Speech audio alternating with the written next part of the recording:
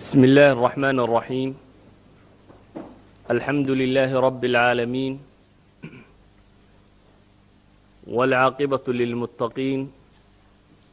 ولا عدوان إلا على الظالمين. وصلى اللهم على سيدنا محمد النبي الأمي وعلى آله وصحبه وسلم، وبعد، فسلام الله عليكم ورحمته وبركاته. إخوتي في العقيدة، waxaan door biday maanta inaynu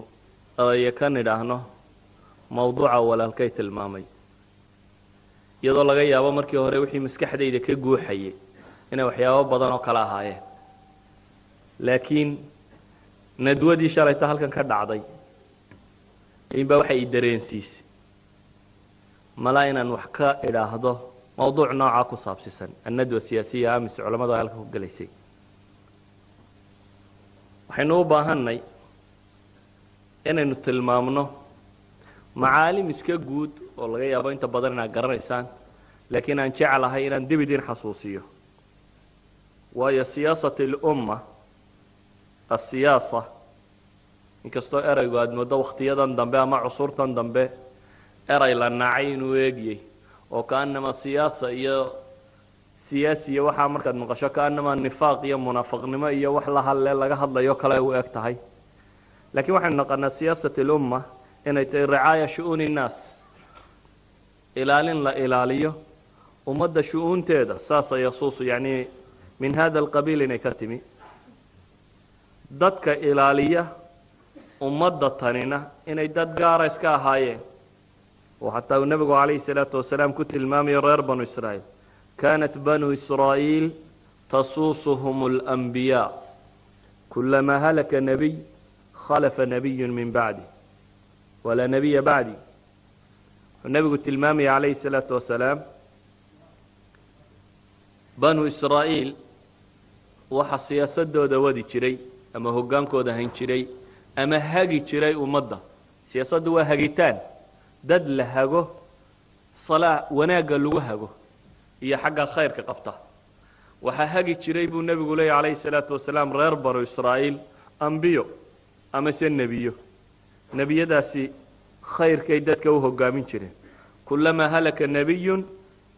khalafa nebiy, marka nebi uu geeriyoodaba nebi kale ilaahay soo diri jiray subxaana wa tacaala, walaa nebiya bacdi buu nebigu ku tilmaamaya calayhi salaatu wasalaam. waxaan leenahay siyaasat lumma waa qadiyadaasi ricaayada ku saabsan, ricaaya shu-uuni innaas aw shu-uuni lumma. markaynu ummad hoggaaminteed ka warramayno iyo riixitaan loo riixo xagga khayrka qabta iyo wanaag lagu hago,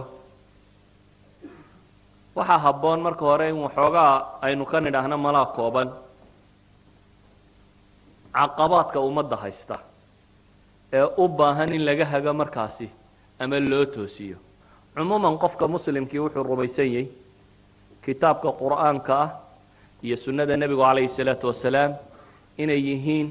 waxyigii alla soo dejiyey ee loogu talagalay in lagu hago oo lagu hanuuniyo bini aadamka dhammaantii. innaga haddaba dhibtayna haysataa ma mushkilad ama ma dhibaato dadba qiyaada dhibaatadeed qura miya? ma dhibaato shacabba? ma dhibaato caalami aan gacanteenna ku jirinba? waxaanaynu u baahanay inuu hagnaa muxuu yahay? waxaad moodaa ummaddeennu inay isku dayday inay qof beddesho, dabeetana way beddeshay, waxbaa iska din waayey, way ku noqonno waynu bedella. lixdanaadkii qaar baa la saaray, dabeetana waa la dhigay, waa laga quusto, waa la beddelay. kuwo kalaa la saaray, waa la beddelay. kuwo kalaa fuulay, waa la beddelay. ilaa hadda waa la beddelayaa. kullamaa beddelka la beddelabana waxaabaad moodaa ila alaswa uunba inay usii socoto, xagga hoose inay usii socoto. mushkiladdayna haysataa markaa ma mushkila qiyaadiya faqad ba? ma mushkilad jamaaca ba? waa dhibaatadeednu waa noocma, caqabaadkayna hortaaga waa noocma. waxaan leenahay caqabaadkayna hortaagani ودور عقبة وحنا نذكر عقبة عالمية وين هرتاجنت وشالتين بدل لجوع العلني دوني دين يكونوا لين شياطين ماكرة وأن خير كتشعلين ضد بدن ودنا استيالة عالم كيو مانت النقضي كبدير ومال كستبا دور ساعدات لجو قاريو أخبارتي شيء قاردا وقت الدقيقة ذكير بث مباشر أما تي في وعالم كيكرد واقعيا ودوني ده هالك قدام بيسوي حكرد عاد سكن تيبا وهالك كلا قاريو أديكو جورجا جيدات كعقد كتمي من وراء الستار لقى تأثيرنا أيه وحلقة يبقى أمدن أو الصوماليات إني BBC هكتو حلقة يبقى أمد الداية وحلقة يبقى مقالة دو شوكا مقالة جودي هذا وحكرنا عيين يوك وهجان أو كاغا والرمات لا BBC ما تريجستو حلقة سكت ده سيء تقول اسكت شيء وماشي شوكته هذا أيه لقى هجاية أو لقطة صينية عقبة عالمية بشرتها أدوي oo ay ugu talagaleen dadka markaas saytaradaas ay gacantooda ku jirta inay caalamkan sii dumiyaan aan iyaga ahayn caalamkan iyaga ahayn matxana buu ku jira ama taayir wareegayu saaray aan loo naxaynin kaasi waa caqabad jirta caqabadka caalamiga ina haysta waxa kamid ah waxaynu dhaxalay waa isticmaar maanta bilaabmiya waxa kan ma aha waa isticmaar aynu quruun ku soo jirnay waxaynu dhaxalay ضعف tiro badan oo dadkii muslimiinta markii hore haystay waxaynu dhaxalay ahd al-isticmaar iyo ضعفigu ka tagay waxaynu dhaxalay thaqaafaadkii reer galbeed iyo aragtidoodii iyo wuxoodii wali sidii inoogu dhex jira waa caqaba meesha taagan waxa kale oo ina haysta dib labaad oo ina hor taagan dibta labaad ee ina hor taagani waa dib shacbiya waa dib ummadda ka timi xageeda ummadda aynu rabno inaynu hagno ummadda aynu rabno inaynu hanuunino waa dib iyada ka timi dhibtaasi ka timi kow waxaa ka mid ah aljahaala bikulli anwaaciha waa ummad aan xadaaro lahayn ee jahli u daboolay jahligaasi wuxuu ka haystaa dhinacyada oo dhan waa jahli aada u ballaadhan waa jahliga gaadhsiisan inaynu gaajo u baktino iyadoo kalluunkeenna baddu ay soo tufto yani qof gaajo u baktinaya oo badda dhinac taagan oo haddana baddu kalluun ay soo tuurayso dabadda u soo tuurayso gaadhi kari waayey inuu kanuun cuno ama si uu u cuno garan kari laha xabad kalluuna si uu u qabsado samaysan kari laha waa jahli nolosha jawaanibteedoo dhan inaga haysta nolosha la nool yahay jawaanibta ay leedahay oo dhan waa jahli inaga haysta oo aad u ballaadhan ha ku xisaabtamin percentka yare wax bartay waa jira tiro yare wax baratay laakiin markaad ummadda u eegto Soomaali la yiraahdo waxaad dareemaysaa inay yihiin 1% inaanay noqon karin haddaad badisa inaad tiraahdo waa 2% inta wax qorta ummadda 2% ay wax qortaa waxaad garan kartaa dhibtu halka ay ka gaadhsiisantay xataa mabda aynu ugu yeedhayno ee rabna inaynu ku bedelnaa dhibtaas ka haysata oo islaamka laftiisu aanay fahamsanayn in yar oo ay dhaxleen oo heritage ahaan ama dhaxaltooy ahaan ay u haystaan mooyaane caqabaad kale ayna haysta waxaa ka mid ah baan odhan karnaa caqabaadka ayna haysta oo malaa jahliga la sii socda albadaawa waxaan odhan karo cadam الtaxadur reer magaalnimo la'aan reer magaalnimadu malaa waa eray sida xunna loo adeegsadee maxaan ku tilmaamaa qiyam xadaariya baynan lahayn ama si kale haddaan u tilmaamo badwiga ninka badowga la yidhaahdo waxyaabaa lagu yaqaana waxa lagu yaqaano waxaa ka mid ah waa waxyaabo aad u cajiib oo badowgu caan ku yahay oo caalamka oo dhan uu kaga gedisan yahay waxyaabaha badowga lagu yaqaano waxaa ka mid ah alfawda وعدم الانبضاء وعدم الانضباط أما الحرية المطلقة وضد كوكبعة مال أن قانون كتيرين مال بدون قانون أبي كوكبعة مركان لا قانون كمتير محان وجهه قانون كضدك إنه وضن ولاده سامح ماله كاين عدلا وسكدجا geeli siyaadhigiisu halkaa ku faafsadaa wixii agtiisa soo marana xoole nooga dubu yidhaahdaa looma soo dhowaado keligiiba halkaa jooga waxaan aad u dareemay waa anigoo xabsiyo meelo ka baxay baan baadiye tegay hawd wixii ugu horreeya aan dareemay wuxuu noqdaa bal caalamkan aan booliiska lahayn ee qaanuunka lahayn ee meel aad u socotay idinku caalam dhan oo kullu xorriya mutlaqa waagu markuu baryo ninku xaggu doona u dhaqaajinaya xaggu doonana wuu kacaya waa qof ku taracrucay markaasi inuu xorriya mutlaqa haysto oo aan la qaydin waa taqaanin Soomaalidu haddaad tidhaahdo iminka markaynu halkan nimin waxyaabaha iska barannay baa jiraan cidi inugu qasbin laakiin markaan aragay dadkan xadaarada la inuu iskala dhaqan مثلا waxa laga yaabaa warqada inaad faraas iska mariso waliga inaad wadada ku turin aad iska sido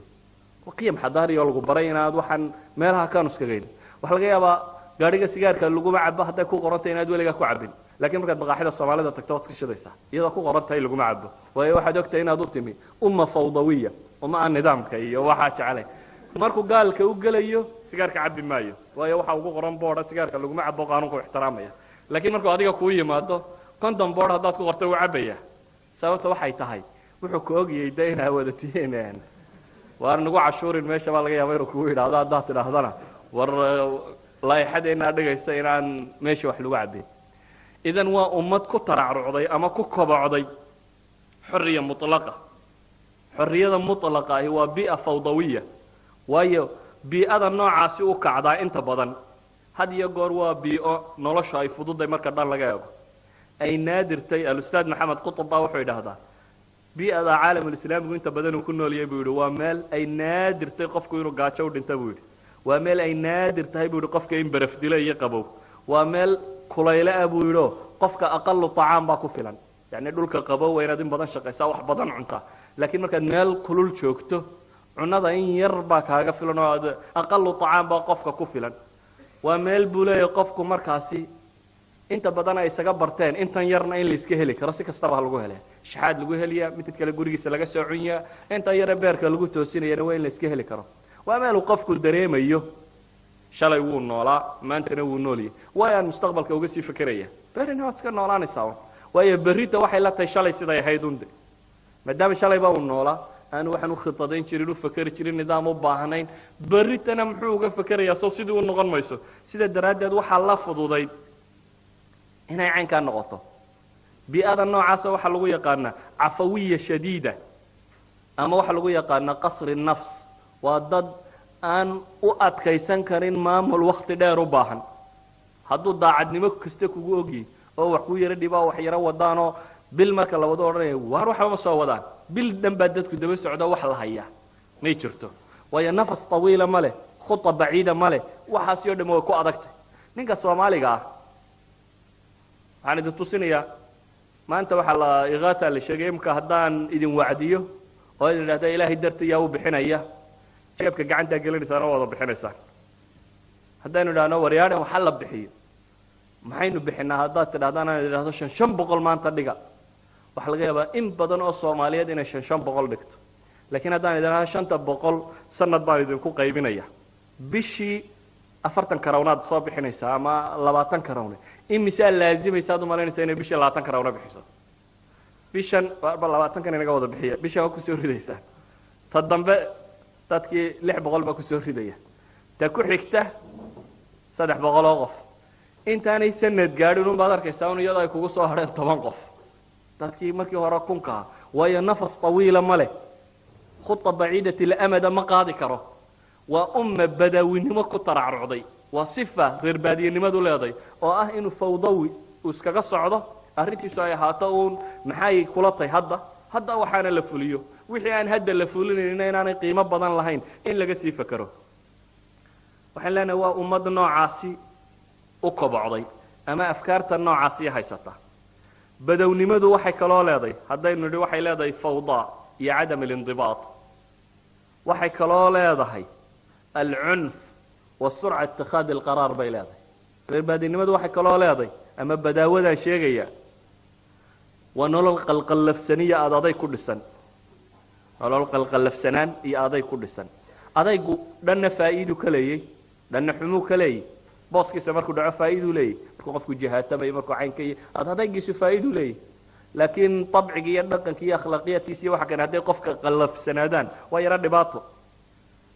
badownimada waxaa ka mid ah cawaatiftu dadku markay kacaanuun ayuunbaa qaraarka la gaadhaa. waxaas baa la sheegay saas baa la yidhi macankaasaa maxaynu yaallaa imika haddaaba go-aan laga gaadhaya.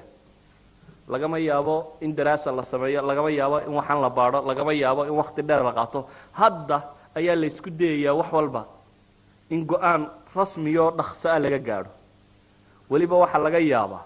inta markaa wada joogtaan inay go-aanka gaadho magaca dadkay matalayaan oo dhanna ku qaataan. iminka reerahan waxaa laga yaabaa in lagu idhaho reer bacaynkaas ka soo baxday way adagtay reer intuu ballan qabsado inuu idhaho maalintaasaa inoo shiro wax aqoontiisa iyo dadkiisa iyo waxa uu isugu yeedho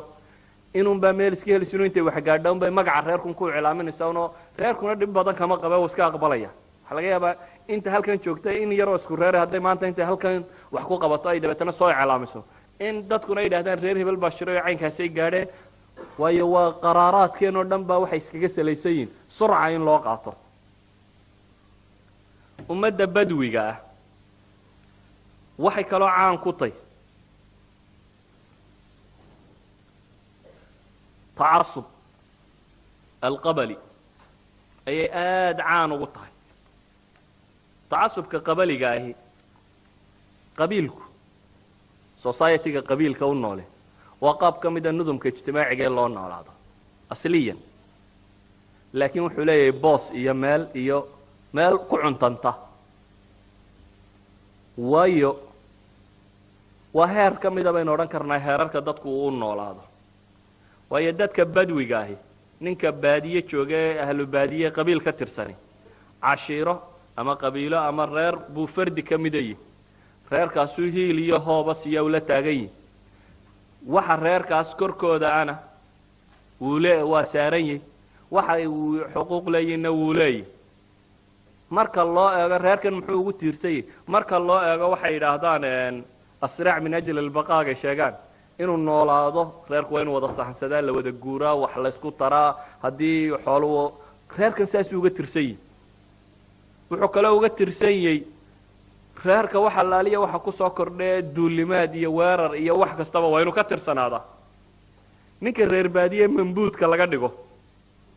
ee aan qabiiladu markaasi ay fitnaysaa wuxuu ahaan jiray bay dhahaan fii cusuuri iljaahiliya luula qof damigiisu mustabaax yahay, ciddii doonta ay dili karto, ciddii doonta ay xoolihiisa dhici karto. waayo reer tabaniye qadiyadiisu ma jiro. markaa ninkani waa iska dee waa ku yidhi waynan gumeed iyo waa gun iyo waxaan waa dad ama yaraaday ama qadiyadooda iyo xuquuqdooda cid tabaniday waayey dabeetana intii kale ay markaasi dul mareen oo ay cagta mariyeen. waxaa jiri jirtay markaynu eegno dadkaasi qaabkay u noolaan jireen maalan jaahiliyadii carbeed oo aan is idhaahdo mararka qaarkood qaab qabiilkood iyo qaab qabiilkeennu male aad bu isugu dhowaa. siday qaraaraadka sida degdega ugu gaadhi jireen, siday casabiyadooda iyo qabiilkooda u kacsanaa. mid ka mida baa gebiyey markaasuu wuxuu leeyahay qaatili lqawma ya khusaacu walaa yadkhilkum min qitaalihim fashalu alqawmu amhaalakum lahum shicrun fi ra'si laa yantashiruuna in qutiluu buu leeyay. yani waxa uu wax ku baysgaraynayaaba waariyaba timay leeyihin hadday dhintaan feedhan maayaane idina halumu buu leeyay dagaalama. waa qof waliba timuu leeya hadduu dhinto timu waa ka dhacayaanuune dagaalka haba yaraatee ha u gaagaabsanina buu leeya hore u gala. waxaa laga yaabaaba inay u arki jireen inuu reerku dagaal galaa oo wax iska dhaceeya inay tahay meelaha reerku uu magaca ku helo. reer weligii iska miskiin aan weligiiba dagaal gelin oo dadka iska nabadgeliyo inaan ahayn reer magacba soo heli kara. waxaynu garan karnaa noocay u noolaayeen. mid ka midabaa faras uu leeyahay oo yar buu gabay u tirinaya. markaasuu muxuu leeyahay ida almuhratu shaqraa wa adrak, yani gabay dheer intu soo tiriyo wuxuu leeyahay baha faraskayga yari ee fiicani hadduu gaadho dhabarkiisu mid la fuuli karo wax la fuulo noqdo fashaba ilaahu lxarba bayna alqabaa'ili buu leeyahy. ilaw reeraa dagaal ka dhexdiid buu yidhi maalintii taasi i qaan gaadho. wuxuu rajaynayaa in dagaalla dhacaan mar haddii bahashiisa yare ay qaan gaadho. wa awqad naaran baynahum, yani wuxuu tilmaamaya ilaahu dab ka shid dhexdooda aan damin oo xoog u ifa. casabiyadooda qabiilku waxay taagnayd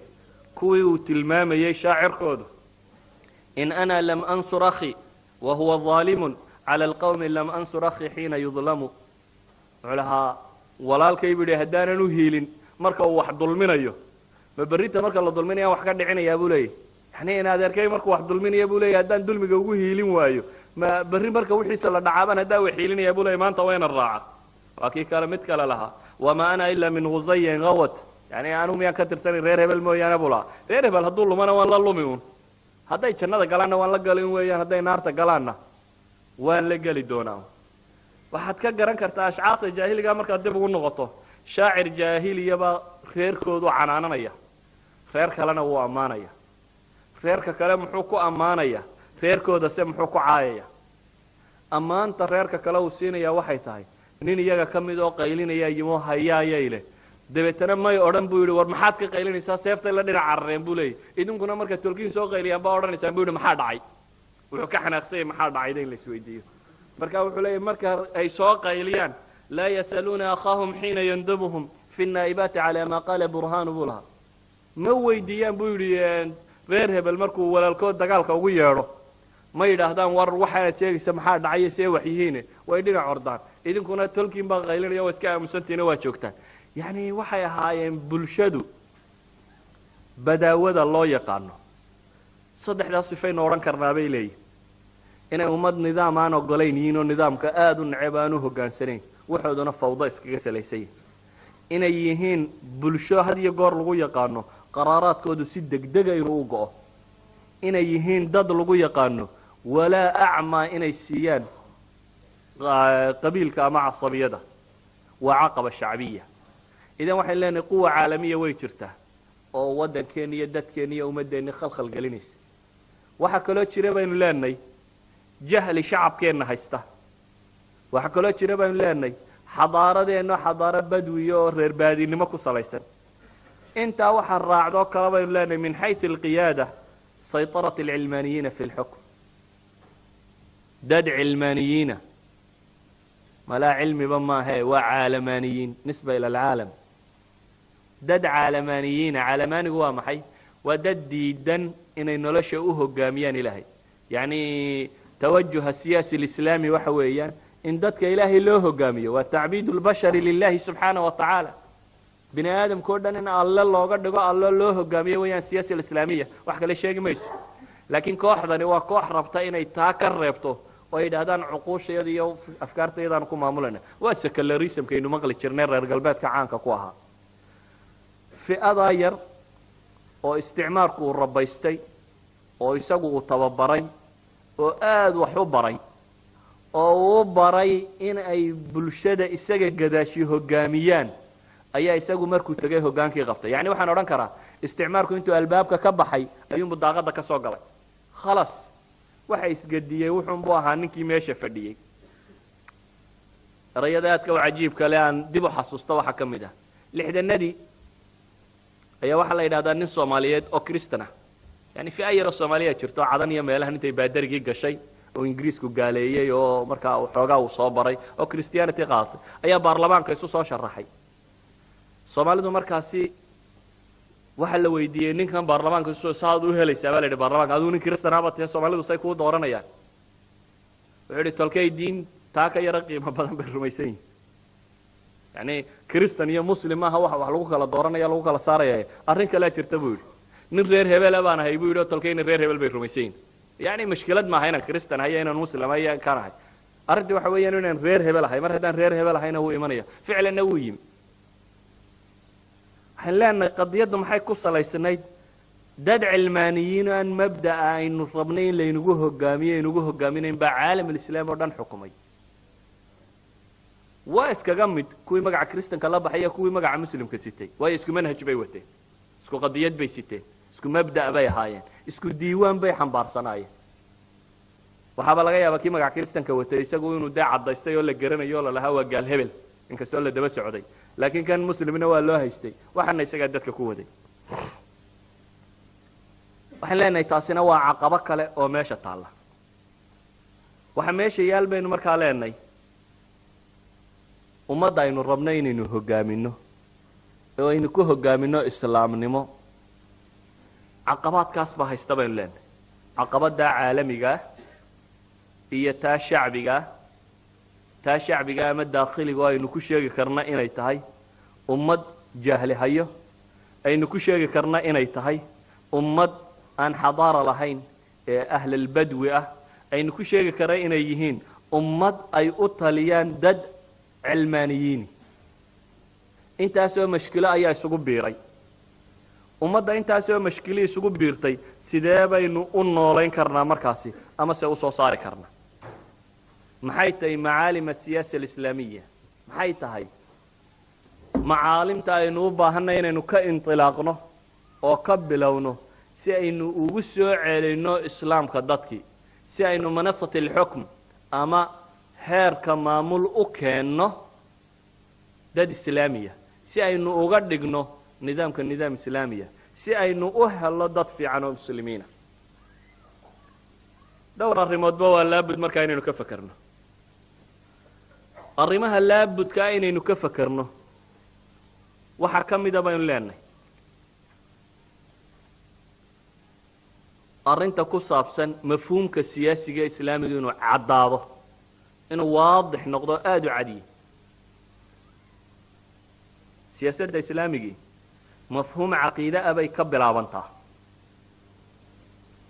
waxay ka bilaabantaa baynu odhan karnaa mawduuc ay culamada muslimiinta u yaqaaniin alwalaa'u walbaraa alwalaa walbaraa waa mafhuum caqadiya oo siyaasiya baan odhan karaa maxaan uga jeedaa qofka muslimka ah dadka badh waa shacab badhna waa qaada waa hogaamiye hogaamiye waa qof kastoo dadka xil u haya ka masaajidka xukuma ka jaaliyadda xukuma ka ururka yar xukuma ka waa wada hogaamiye waa dad hoggaan haya oo isku dayaya inay ummad hogaamiyaan dadna waa dad la hogaaminayo iyo qaabka wax loo hogaaminayo waa saddexdaa shay baynu u baahannay inaynu si fiican u ogaano qofka maxaa looga baahan yahay maxay tahay siyaasadda aynu ku tawjiihinayno qofka muslimka inuu yeesho waxa weeyaan inaynu weydiinno su-aal ah qof kastoo muslim uu isweydiiyo man ana kumaanahay anigu mayna nebi aadan baanahay oo humanitarian baanahay oo dadka waxaan u ilaalinayaa xuquuqul bini aadamka calaa asaasi hada almunطalaq miyaan ka soconaya anigu ma nin madow baanahay oo xuquuqda dadka madow baan u dagaalamaya oo nin afrika ka yimo caynkana baan hoo dabeetana madowgaan raalli gelinaya anigu ma nin soomaaliya baanahay oo ummadda soomaaliyeed baan hagaajinaya oo qawmi baan hoo qawmiyaddaasaan ilaalinaya anigu ma nin qabiil ka dhashay baanahay oo nin reer hebela baanahay oo reer hebel iyo dantoodaan ilaalinaya oo iyaga ayaan wadaya manana kumaanahay waa inaynu barraa qofka muslimkii kuu yahay markaas baa caddaanaysa cidda uu hiilinayo iyo cidda uu ka hiilinayo cidda uu raacayo iyo cidda aanu raacaynin hiilka iyo raacistu xoog iyo xoolo qura la bixiyo maaha xataa waa naftaadu wararka qaar baa markaad heshaa naftaadu ay ku raaxaysanaysaa wararka qaar baa naftaadu markay hesho aad u nacaysa aad ka barooranaysaa kumaanahay waa inaynu weydiinaa qofka muslimka ah waa inaynu sheegnaa qofka muslimkii kuu yahay waxaan leenahay qofka muslimka ah waa qof rumaysan mabda'a universalism nationalism maaha waa universalism wuxuu rumaysan yahay waa mabda' caalamiya buu haystaa kuma xidhna midab kuma xidhna qowmiyad kuma xidhna gobol kuma xidhna dhul wuxuu ku xidhan yahay ideology caqiido mabda' wuxuu rumaysan yahay buu ku xidhan yahay waa wax qof waliba dooran kara buu ku xidhan yahay inta kale ma dooran kartid ilaahay baa in aadam kaa dhigay ilaahay baa ama madow ama caddaan kaa dhigay ilaahay baa ama soomaali ama carab kaa dhigay ilaahay baa reer hebel ama reer hebel kaa dhigay doorashaba kuma lihid waxaan leenahay qofka mu'minkii waa inuu ahaadaa waxuu dooran karo waxuu dooran kara buu yihi dabeetana wuxuu yahay qof muslima qof muslima markuu yahay waxa u caddaanaysa yuu u hiilinayaa yuuse ka hiilinayaa siyaasaadkiisu xaggee u jeedaa asiyaasa alcaalamiya dunidu way is haysaa meel kasta waa la ysku hayaa soomaali qura maaha meel kasta waa la ysku hayaa caalamka mujtamac duwali wax la yidhaahda baa jira mujtamaca duwaligii qadaayaadkaasi caalamka ka socda mawaaqif buu ka leeyahy almujtamac almuslimi alcaalami mawaaqiftu ka leeyahy waa maxay مواقفته كيالانيا وسياسة دي حاجة وصعته. إذا معالم السياسة الإسلامية وحويا بين وجهرين يفهمنه من أنا قفكو إنه قرطه مركز بقرنا يعيد أوه لنا يعيد أنوه لنا قفك مسلم كا إلهي بأوح القرآن كيس كلي إنما وليكم الله ورسوله والذين آمنوا الذين يقيمون الصلاة ويؤتون الزكاة وهم راكعون ومن يتولى الله ورسوله والذين آمنوا فإن حزب الله هم الغالبون يا أيها الذين آمنوا لا تتخذوا الذين اتخذوا دينكم هزوا ولعبا من الذين أوتوا الكتاب من قبلكم والكفار أولياء واتقوا الله إن كنتم مؤمنين في سورة المائدة. إلهي بأوحلي إنما وليكم الله ورسوله والذين آمنوا الذين يقيمون الصلاة ويؤتون الزكاة. إلهي وحلي وروحا إدين وليه وهيليه هو بيد كمضا وقرقاركي نيا أرنتي نيا هيلكي نيا محبدي نيا كالقعلكي نبالي بالالي الله سبحانه وتعالى. إذن قضايات كاغو وقضايا الصراع بين الحق والباطل كلما حق لشيغو فسياستك معهم وقضايا مبدئية ورسوله إلهي رسولك سادهي لي هو بلدنا اعتاقنت إيوه والذين آمنوا كوا إيمانك لغا هلي وليبا كوا إيمانك لغا هلي با أصناف لغا سيدغي الذين يقيمون الصلاة ويؤتون الزكاة وكوا صفات كاله صلاة أوغا يا الزكاة بحنا يعني مسلم حق كوا أويا إلهي وحكوت المامية ومن يتولى الله ورسوله والذين آمنوا فإن حزب الله هم الغالبون أفرصوا حزبك مسلم قفك مسلم كوا حزبك حزب شيوعي ما من ديمقراطية ما من هرصعدة ما من دمصار حزبك كتر سنتي إلهي بوحلي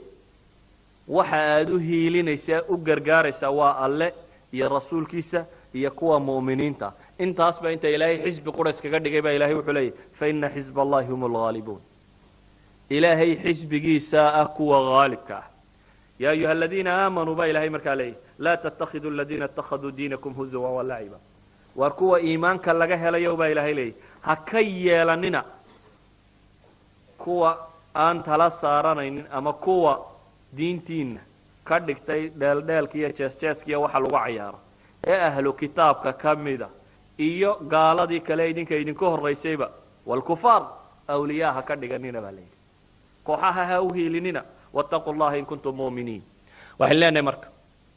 qofka muslimkii su'aashiisa koowaad ama siyaasadeena koowaad waxa weeyaan inaynu cadayno dadka muslimiinta iyay u hiilinayaan yeeyeen xagee ka tirsan yihiin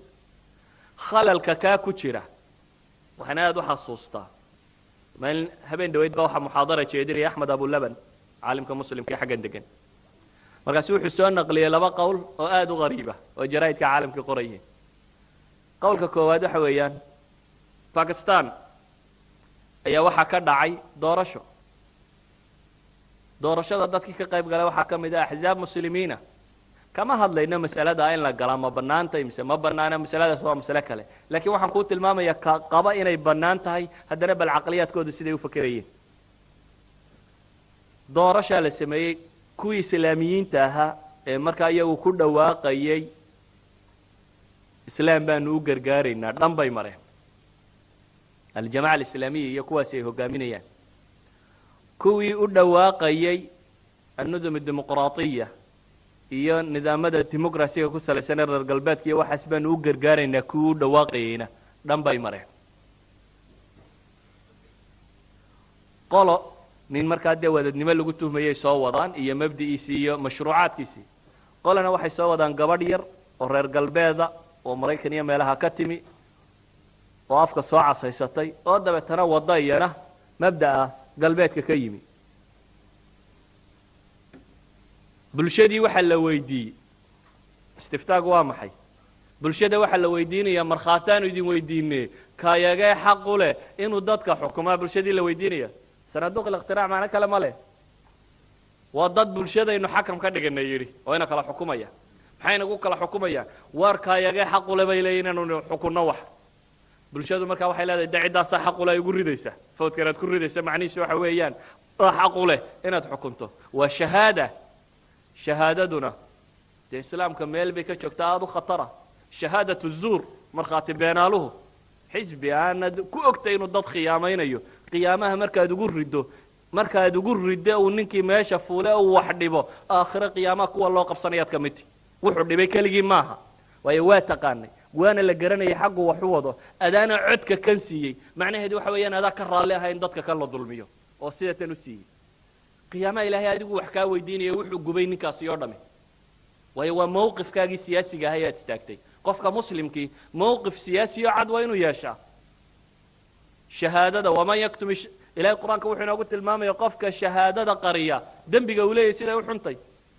قولة الزور با قرآن أي حديث كان نبي عليه الصلاة والسلام شهادة الزور با الله ينوت الماما انتو وحكي دقي كدقي نبي يسقط شيفا إنه صاكعي يسقط أدو قدقي شهادة الزور استفتاء عندك لو يديني أوامر خاطي وضد لي ورحكم من النقضة وركايا قرله يا مضانين ضدك حكمه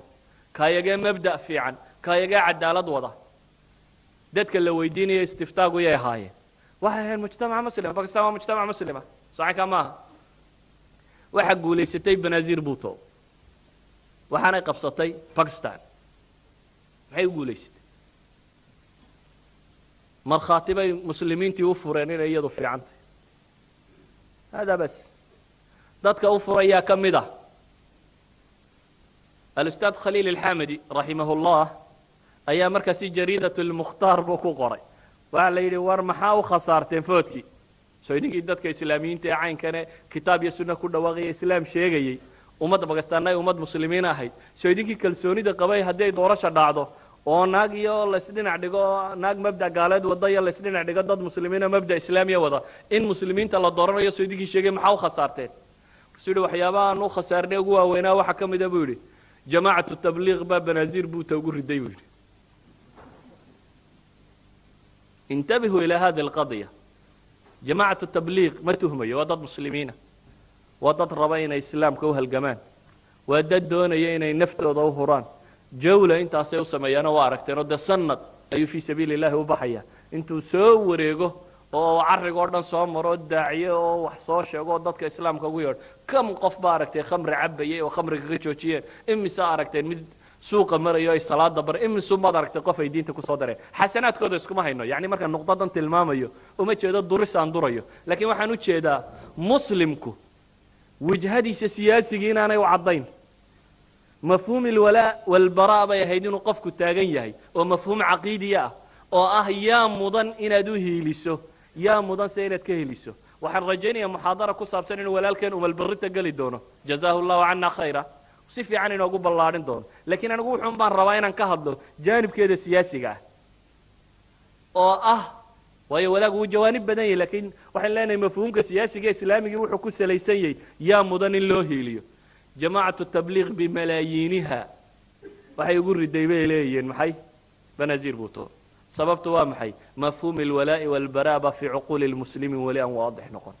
haddaynu rabno mujtamaca kan inaynu islaam ku hagno haddaynu rabno mustaqbal islaami aynu soo saarno waa inaynu cadaynaa mafaahiimta waaweyn ee islaamiga ee u baahan inay cadaato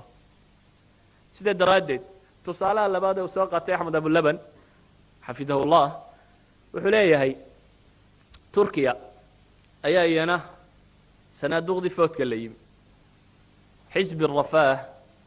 oo hogaaminayo Najmuddin Arbakan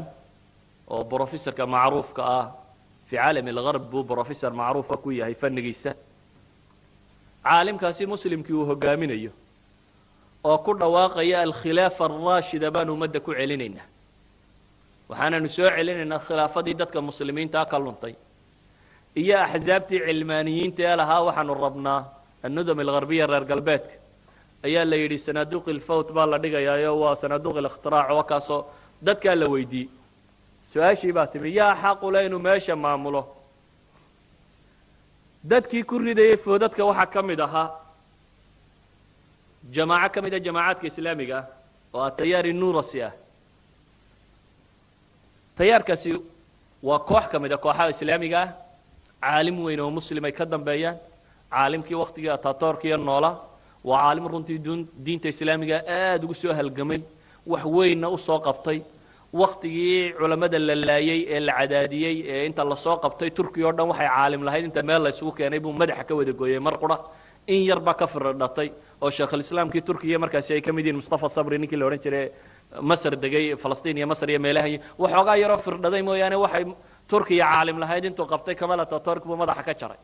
dabeetana siyaasadiisii cilmaaniga ahayd buu keenay waa kii wadankii khilaafadii bedelay jamhuuriyadu bedelay nidaamkii oo dhan bedelay haluma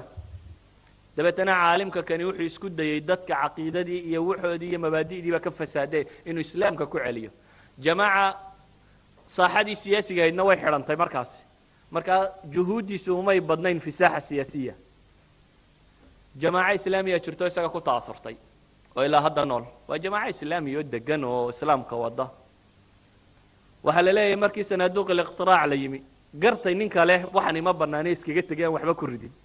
kaasi bal meel isagoo iska joogo waa qoladii iyagu ku socotay sanaaduuq iqtiraac inay wax ku ridayso ayaa ku riday markaasay ugu rideenayo Sulaymaan Dimriyal ninkan meesha haysta cilmaaniga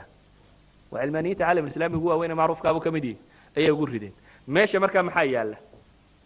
waxa yaala mafhuum alwalaa'i walbaraa baan caday waxaan meesha oolin السياسة الإسلامية مفهوم كده وامحي وتنشئة المسلم المنفصل عن المشركين اللي هلا مسلم شعوريا عقيديا مبدئيا منفصل كبحثا قال كبحثا ولذلك بقى النبي يقول لي أنا بريء من أقام بين الظهراني المشركين أنا بريء بقى كاهي من النبي يقول لي المشركين تدحدوا هذا نك الدجا يعني المفاصلة ده واحد لقارتيني حتى هدي قاري كرتاء الهجرة إنه يقاردو أو قفك مسلم كبريك هذا إلهي بقول عليه لو تزيلوا لعذبنا الذين كفروا لا بد من زيالة بين المشركين والكفر والله دي غير مكاه هيد بقى إلهي وحليه لو تزيلوا محي لو تزيلوا نبي عليه الصلاة والسلام الصحابة دي بس يودوا شيء وساعة مرتين وتلود دي صلح الحديبية مسلمين مستضعفين كشري مكة وأنا يقرنا إن عندك مسلمين تي دبتنا إلهي وحليه هداي كبح لهاين هداي كلاسيب من لهاين قال دي يا مسلمكم إلهي وحليه سبحانه وتعالى لعذبنا الذين كفروا وأنه عذاب إلهي بكوي قال لكن وحال لقد حفتين كري لا يكوي كلا كل حجرة وحين وبا هني قفك مسلم كي قضايات كي سينو فهمه وحين لنا معالم السياسة الإسلامية كو وحيكوس على سنتي مفهوم الولاء والبراء وحكوس ليسي يو قفك مسلم كي أوهي وإنه النقضين أوهي لنا يقفك اسطو مسلمة في أنحاء العالم ماشي للضربة الغد بيه شيشان بوسني ماشي دونها تشوقه في الصومال أيما قف مسلم ومبدأ إسلامي الربيسا ولا إله يا رسول كيسانو قرقارية أيوهي لنا إذا واقرتين المعالم السياسية الأولى النقطة دي كوات وأهمن أنا مسلم هوية ديدو أيضا تتيجيو وحا أنسيتايا إيه علامات ضاحي باصبار كان سيتا أما الجنسية دا أنسيتا ما ها الصومالي ما ها قومي ما ها أفريكان ما ها وحاسودا ما هو مسلم إذن ماشا مسلم يعدك لا يسكوها يستانا مع المسلمين ماشا دور شيء إسلامي غير كذا يشوغان أنا مع المسلمين وحانا هي جانب كإسلامي جا كتاجا ويضدك صالحين تي حق هرمت تجي كران محاكر دقي ضدك صالحين تي نيدك هجاميان باوقف عن ومضي مسلمين تهري وحى هجامين يدك مسلم جوقف فضل بدنا أبي بكر عمر رجع دبل جرين به هجامين لكن وحى ماشى كريم محوها مفهوم كي الرميسنايين ضدك مسلمين تها وحلنا مركب السياسة العالمية كلا وحلقية بمفاهيم حتى إسلامي حد إني جارسيسن تي مشرك إياه لو كتاب كلا كلا دويسنيو وفي سورة الروم وحتى قال إن قصة يكوس يدرتي إن بيرشيا يا إستيلين محي رومانسك دبي تنوى أبي بكر كو خماري بما وكو رهني كو سميي إنك لو قال الرهن كو ضدكتين قال هذا صابت النساء قال هذا صابت النساء وده قال ده يلا ما قالوا لكن لما ده قال قال marka ahlu kitaab sheeganayna xagga diinta u dhawaayeen qolana dabka caabudi jireen mushrikiintii waxay raacsiisayeen kuwa dabka caabudi jiray Abi Bakar muslim rasmi ma hayo wuxuu raacsiisay hatta kuwa ka soo yara dhadhow maxay ahlu kitaabka markaas Ilaahay Quraan soo dajiyay uu leeyahay ghulibat ar-rum fi adna al-ard wa min ba'd ghalabihim sayaghlabun waxaan leenay Ilaahay wuxuu leeyahay ittaqullaha wa kunu ma'a as-sadiqin manana yaanu heelinaya Ilaahay baa wuxuu ku leeyahay ittaqullaha وكونوا مع الصادقين وهرا لك عبصدا الراعة كوا رنت شيء الصادقين مع الله مع أنفسهم مع المجتمع في كل شيء كوا الصادقين كوا الراعبة إلهي سبحانه وتعالى waxaad ka garan kartaa markaas waa mawaaqifta ay kala taagnaayeen munaafiqiintu iyo ansaartii baad garan doontaa munaafiqiintu waxay u hiilinayeen yahuudi iyo nasaare iyo baliya baas bay u hiilinayeen laakiin ansaartii markay qadiyadu isa soo gaadhay muslim iyo xaliifkiisii sacd ibn mucaad rahimahullah wa radiyallahu anhu markii la yidhi reer banu qurayda maxaad ku xukumi reer banu qurayda waxay sameeyeen khiyaana cudma dadkii muslimiintii bay dagaalkii kaga baxeen dhabarjamin bay ku sameeyeen ciidamadii kale wixii bay soo raaceen laakiin markuu mowqifku yimi islaami iyo hayru islaami reer banu qurayda waxay xulafo wada ahaayeen sacd ibnu mucaad qabiilkiisay xaliif wada ahaayeen heshiis gaashaanbuur baa la isku ahaa waagii hore wax la iska wada difaaco islaamkaa yimo qabiilkanina wuu islaamay kana yuhuudinimadiisiiba kusii hadhay markii dambe ee qolada qabiilkan uu islaamay yuhuudi waxay ku raacday xaggii xilfiga iyo siyaasadda inay muslimiinta taageerto qolada muslimiinta ah bay raacday laakiin niman mushrikiina iyo munaafiqiin iyo waxba isu tagayo yuhuud siday u gilgilayeen kolba wax ugu akhrinayeen bay safkii muslimka ka soo gooyeen oo yidhaahdeen axzaab baa soo ururtay caalamka oo dhan baa markaa muslimka isugu tegey waayo caalamkii waagaa joogay dee wuxuu ka koobnaa maxay quraysh oo markaa qiyaadadii weynayd lahayd bani khatafaan iyo wixii daba socday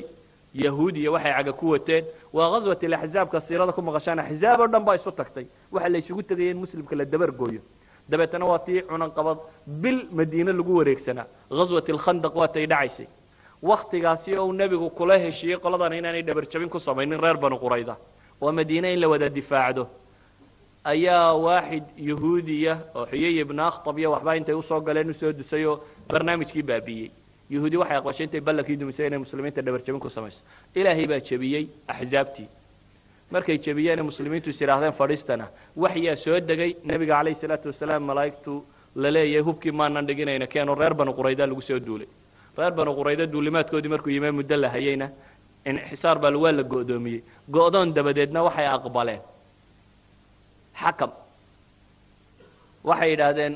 xisaarkana ahna laga qaado waana nu isdhiibayna لكن هنا حكومة بيدها سعد بن معاذ هنا حكومة سعد بن معاذ وانك يسكو قاشامبورتا هنا قبيل كلا وضيقي سيدي قبيل كوردن وذات وضيقي يسكو وضعها وعاقل كرارك waxay ka rajaynayaan daa aqalka mar hadii xilfi wadaag hore badan la lahaa waayo waxay ogyihiin mawaaqif hore uu sameeyay Abdullah ibn Ubay igi munaafiq aha oo isagu xulafadiisii waa kii nabiga sidoo nafta isugu keenay ka sii daayay dabeetana waxay sidaahdeen daa kana Abdullah ba kooxiisii sii daayay ninkana wuu sii dayn سعد بن معاذ لكن وداوعه ومساجد كياله وكد عيسان يا إلهي وهيدلن شهاده إلهي ويديست إنه إلهي شهادك وأرزاقه لكن وحول إلهي وهدنا أنا نفط يقبحين أنت غير بنو قريضة إيش يدك الدوكسن قضية غير بنو قريضة ماشي كل ما تانا نوغان هرتدي إلهي وهيدلن بكد عيسان يا إيانا وحي سير هذا دينك باسكو كوحة هيدانه سعد بن معاذ هنا حكومة بيد هذا نبي يقول حلوان وقالي سعد بن معاذ بايدن حكومية إسديبه ويسديبه سعد بالله يرى طب يرى بالله ساق هذا ولا كان وحا لقوه كان يبقى ليدي النبي جاي يوم مسلمين تا يكوحدا وحي أتكون حكمتين رالي كوين حكم توات قرن إنسان حكم كوكو حكومي يسقوله سعد بن معاذ ما أنت متشو قبلها لومة الله منه إلهي درتي عد وحنانتية وحاسين وقعب صدا نبينا عليه الصلاة والسلام مركو حكمه وكيلها waxaad ku xukuntay wax ilaahay min fawqi sab'i samaawaat kaga xukumay waxaan leenahay waxa cadaatay ninku ciidu ka tirsan yahay isku gaashaan buur baa hayna isku cid baa laakiin waxa uu cadaatay man huwa sida daraadeed quraanku wuxuu ina baraya faman yakfur bitaaguut wa yu'min billah wa mufasala laga soo baxayo aan al-kufri dhamaanti walladina ijtanabu at-taaguut an ya'buduha wa anabu ila Allah وحي إلهي نوت المامية قد كانت لكم أسوة حسنة في إبراهيم والذين معه إذ قالوا إنا براء منكم نبي إبراهيم إيوه كوحدي سيبايدينكو سوغان تيبال ليريكو ضياشو هل كيبينكو قد ضيانينا النبي إبراهيم يكوحدي مركا يراهدين با إلهي إلهي تلكو ضيكو يراهدين بريبانو إذن كنا إذن كي يوحى عابد إسام با ولاد با ينور دحين دونتا xataa tu'minuu billaahi waxdah xidhiidhkeenu kaamu ku dhisma ma jecli inaan walaalkay mawduuciisa kasii buhabuheeyo waayo walaalkeen baa inoo caddayn doona laakiin waxaan anigu ku dhaafaya mowqifka odhanaya mafhuumi siyaasa alislaamiya wuxuu ka bilaabmaa mafhuumi alwalaa'i waalbaraa oo mafhuum caqadiya caqiide ku saabsana oo ah inuu qofku muslimkii fahmo manana ثانيا waxaan leenahay mas'alatu alqiyaada baa timi mas'alatu alqiyaada oo ah hogaamintii shacabkii wuu fahmay ciddii u gargaarayo laakiin shacabku wuxuu u baahan yahay qiyaada maamul iyo hogaamin wuxuu kaloo u baahan yahay jamaaca waa laba qadiyadood oo u baahan iyaguna inay waadix qofka muslimkaa caqligiisa ku ahaadaan haddii qofkii uu cad yahay mafhuumkuu rumaysan yahay waa in la ururiyaa dee dadka muslimiinta waa inay organisation ahaadaan waa inay dad urursan yihin waa in dad hiilyahoo ka dhexeeya yihin waa in dad xidhiidh iyo maamul ka dhexeeya yihin waa inay dad wax wadaaga yihin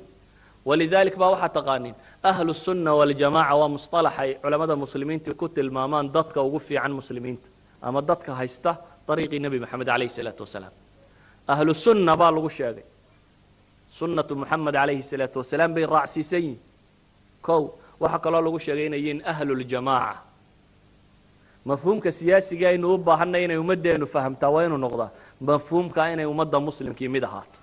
إنه يمد مسلم كي ولا صعوته إنه يمد مسلم كي وحوال قبطه سيدردد بالنبي عليه الصلاة والسلام حديث تسوحي نقول المامية مفهوم الجماعة إنه دتك مسلمين تسكين كمثل الجسد الواحد سيدا شر قرة أو شركة قيب كمدي هداي عبطبا ليدي انتي سكالور دمينة سوچيد يورور بيو سوچيدا شركو قيمة وحو كله مركو ودا شيرو لكن مركو كلي كلي قيمة ماله يعني إل هدي هالكا الله ديغو لا تنفع وحبا ما أركيسو ودنا هدي هالكا الله ديغانا waxba ma tarayo calool haddii halkaa la dhigay iyo keliyana waxba ma tarayaan laakiin marka la isku rakibo ay qof isku yihiin markaas bay qiimo leeyihiin markaas bay ishu qiimo leedahay markaas bay calooshu qiimo leedahay markaasuu wadnuhu qiimo leeyahay markaasay fartu qiimo leedahay laabudda mafhuumka dadka muslimiinta ah waa almafaahiim siyaasiya siyaasadda dadku wax kale u haystaan laakiin waxaan jeclay bal sida aniga igu muuqata inaan idin tilmaamo مفهومك سياسي كانوا باهنا إنه مجتمع فهمه وحويا ما كربنا قف صالح وأنتوا عبادة استجد مدو قالوا هل ككور دي ما ربنا وصالح وعبادة سنية لكن إنه مال مدو كلي قالوا وحنا ما أنفعش وحلا جاب باهيا إنه هذا مع الأمة الإسلامية من مدى ومدى مسلم كائنه الدريمة حتى أمريكا علاد دشرته علي بن أبي طالب خوارج محوك الشيخية كويلة سعودي إخواننا بغوا علينا بولها إخواننا بغوا علينا وحين لنا إسلام كوحينا بريا سيستم كاسئة إنه نبلشن قلنا أمد مركزة حتى عبادات كينا الشعائر التعبدية بالغدقة واحد جماعة كسليسان وحالينا بري محي عبادة جماعة صلاة بالليل تكذا لكن وحالينا مركز جماعة طيبة كخير بدنتي كلية واحد كخير بدنتي محي مركز جماعة ضطي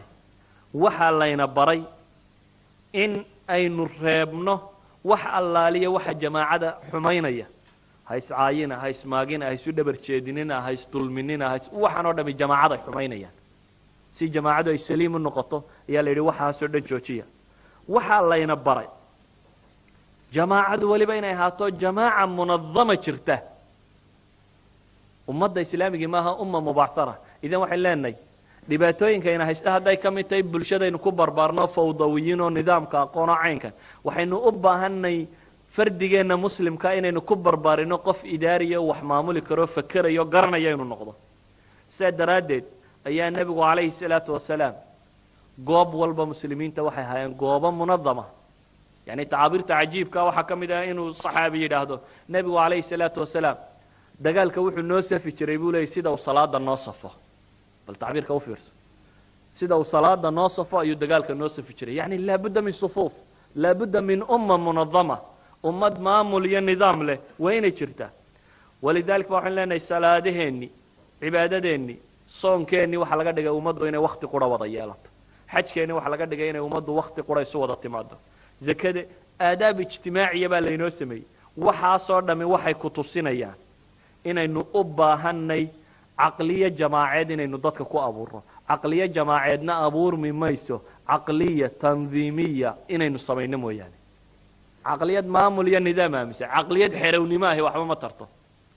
waxay tartaa inay saxdo mafaahiim qayb ka mid oo deris la dhigaa. laakiin waxaynu u baahannay mafhuum yaroo hadda xaraki iyo quriya waxaa maaha waxaan sheegaya. waa ummaddu inay mid noqoto, inay ballaadhnaato, inay ku dadaasho, inta ay sii weynaan kartaba inay sii weynaato, inay ishaysato. waxaa laynaga reebay markaasi asbaabta jamaacada kala tuuraysa dhammaanteed oo dhan. waxaan u malaynayaa wakhtigu inuu cidhiidh iska yihi, marka waxaan jeclay inaan soo koobkoobo. qadiyadda saddexaad aan isaga gudbo. waxaynu u baahanay qiyaada. qiyaada markay dadku maqlaan caqligooda waxaa kusoo degdega madaxweynaha iyo ra-iisul wasaaraha iyo taasoo qura qiyaadadu maaha. alqiyaada fii kulli mustawayaatiha baynu rabnaa. waar gurigu qiyaadu u baahan yahay. guriga dumistiisa waxa badiya qiyaada xakiima marka la waayo. ninka iyo gabadhan laisdhinac ceryaya iyo dagaalkan iyo waxaan la leeyahay xuquuq baa loo doodayaayo. war dadka muslimiinta xaq qudhay leeyino xaqa ilaahay dejiyaa loo dooda. ma jirto ra'yi la yidhahdo anigu xaqa dumarkaan u dooda iyo ra'yi yidhahdo anigu xaqa raggaan u dooda. waa ragga iyo dumarkuba waa muslim. xaqa muslimku qofka muslimkiina u dooda, ama gabadh ha ahaado ama nin ha ahaado. ilaahay baa mid walba xuquuqu xadeeyey. xuquuqda muslimkaa dhammaantood loo doona. saf ragna kuma jirno xuquuqu dumarka la sheegayo xuquuqu ragga la sheeg waxaasi waa galbeedka waxa ka yimid. dadis haystay ma ahayn dadka muslimiinta oo rag iyo dumar u kala safnaayo qolaba qolo xuquuq kuwani way haystaan oo way isgumaysteen. dabeetana xuquuqda xoog baa lagu kala dhacsaday. nidaamka reer galbeed ee dimuqraadigan iyo waxa kan iyo dawladdan doorashada ku salaysan iyo waxa kan waxa qasbay niqaabaadkan iyo cumaashan iyo ururadan yaryar iyo waxaanoo dawladdu hadday waacato dad gilgiliyaa jooga, ururo xuquuqdooda ilaashanayaa jooga. laakiin inaga xuquuqda ilaahay baa ilaaliyo waa tahay yidhi. uma baahnid in loo loolame waxa loo baahanya in qofka la siiyo un xaqu lahaa. waxay leenahay marka qiyaadadii baa xumaatay. hadday tahay mustawa albayt guriga, hadday tahay mustawa almadrasa iskuulka iyo malcaamadda, hadday tahay fi mustawa almasaajid masaajidka iyo saa loo maamulayo, hadday tahay fi mustawa aljaaliya, hadday tahay fi mustawa yani alxaraka. alqiyaada ducfi aada u weyn baa ku jira. qiyaadada islaamigii waa ahlulfadliga in la qadimo. dadkii muslimiintii hore waxaa maamuli jiray cidda cilmiga leh, abubakar iyo cumar iyo, laakiin wadaadda may ahayn. yani markaynu cilmiga lehna niman inta kitaaba soo akhristeen un dabeetana kitaaba yaqaana may ahayn. niman nolosha oo dhan yaqaana bay ahaayeen. niman nolosha oo dhan yaqaana ayay ahaayeen. qiyaadadu mutatallabaad tiro badan bay u baahantahy. waxaynu u baahanay macaalimteena siyaasigii inay ku salaysan yihiin inaynu isu diyaarinay inaynu abuuri karno soo saari karno qiyaadaadkii fi mustawa alcaalam alislaami hogaamin kari lahaa. inaynu u diyaar garowno qiyaadaadkii guri hogaamin lahaa, madrasad, masaajid, urur hogaamin lahaa saynu usoo saari karno. qiyaadadu cilmigoo qura maaha, waayo iimaankoo qurana maaha, diintoo qurana maaha. wax badan bay u baahantay. abi dar alghifaari radia allahu canhu saxaabi buu ahaa uu nabigu calayhi salaatu wasalaam ku sifaynaya inuu yahay asdaqu lahja. saxaabada ninka ugu hadalka cadcad leh inuu ka mid ahaa. saxaabi buu ahaa ka mida min asaabiqiina alawaliin, raggii ugu horreeyay islaamo ka mid ahaa. haddana abi dar wuxuu codsaday in maamulka wax looga dhiibo. alaa tastacmilnii ya rasuula allahi buu leeyay. shaqooyinkan aad bixinaysa ilahay rasuulkiisiyo madanna maamulka wax igaga dartid. wuxuu nabigu ku yidhi calayhi salaatu wasalaam abadar, ya aba dar inaka mra'un daciif, inaka mra'un daciif. abadarra waxaa tahay qof daciifa. ducfiga abidar xagguu ku jiray? ma iimaankaa daciifa? kala wallah. abadar wuxuu ahaa mu'min mu'miniintii ugu horraysay ka mid a. ma caqiidadaa ducfi kaga jiray? kala wallah. wuxuu ahaa qof mu'min oo caqiido saxiixa sida. ma islaamkoo dacfi kaga jiray? may. waxaanu wadanin mutatallabaat ay u baahan tahay qofka qaa'idkii uu u baahan yahay sidaa daraaddeed buu nebigu ku leeyay isagoo saxaabiyo cilmi loo iimaan loo kana ayuu ku yidhi daciif idan waxaa leeyahy war wadaadnimo ku heli maysaan maamul wadaadaanu ne wadaadada meesha ha loo dhiibo kuma dhacayso waxaynu u baahanay qiyaada xakiima qiyaadanimo cid cuntanta صaxiix iimaanka iyo diinta iyo ammaanadu waa ka mid min shuruud alqiyaada bay ku jiraan ugu horeeya mas-uuliyaadka waxa koowaada lagu qaataa bay ku jiraan waayo jibriil ilaahay markuu waxyiga u doonanayay muxuu ku tilmaamay ii sheega fii suurati alkawthar maxaa ilahay yidhi muطaacin hama amiin jibriil mansilada la siiye la yidhi waxyiguu mas-uul ka noqonaya shaqadaas u qabanaya brofessionka waxa koowaade lagu siiyey waxa la yidhi waxa weeyaan maxay waa amiin saaxibu amaana nebi walo la soo diraa muxuu talkii ku lahaa inii lakum naasixun amiin naasix amiin ammaana bay sheeganayeen inantii yarayday doonaysay nebi muuse in shaqo loo dhiiba maxay lahayd ina khayra man istaajart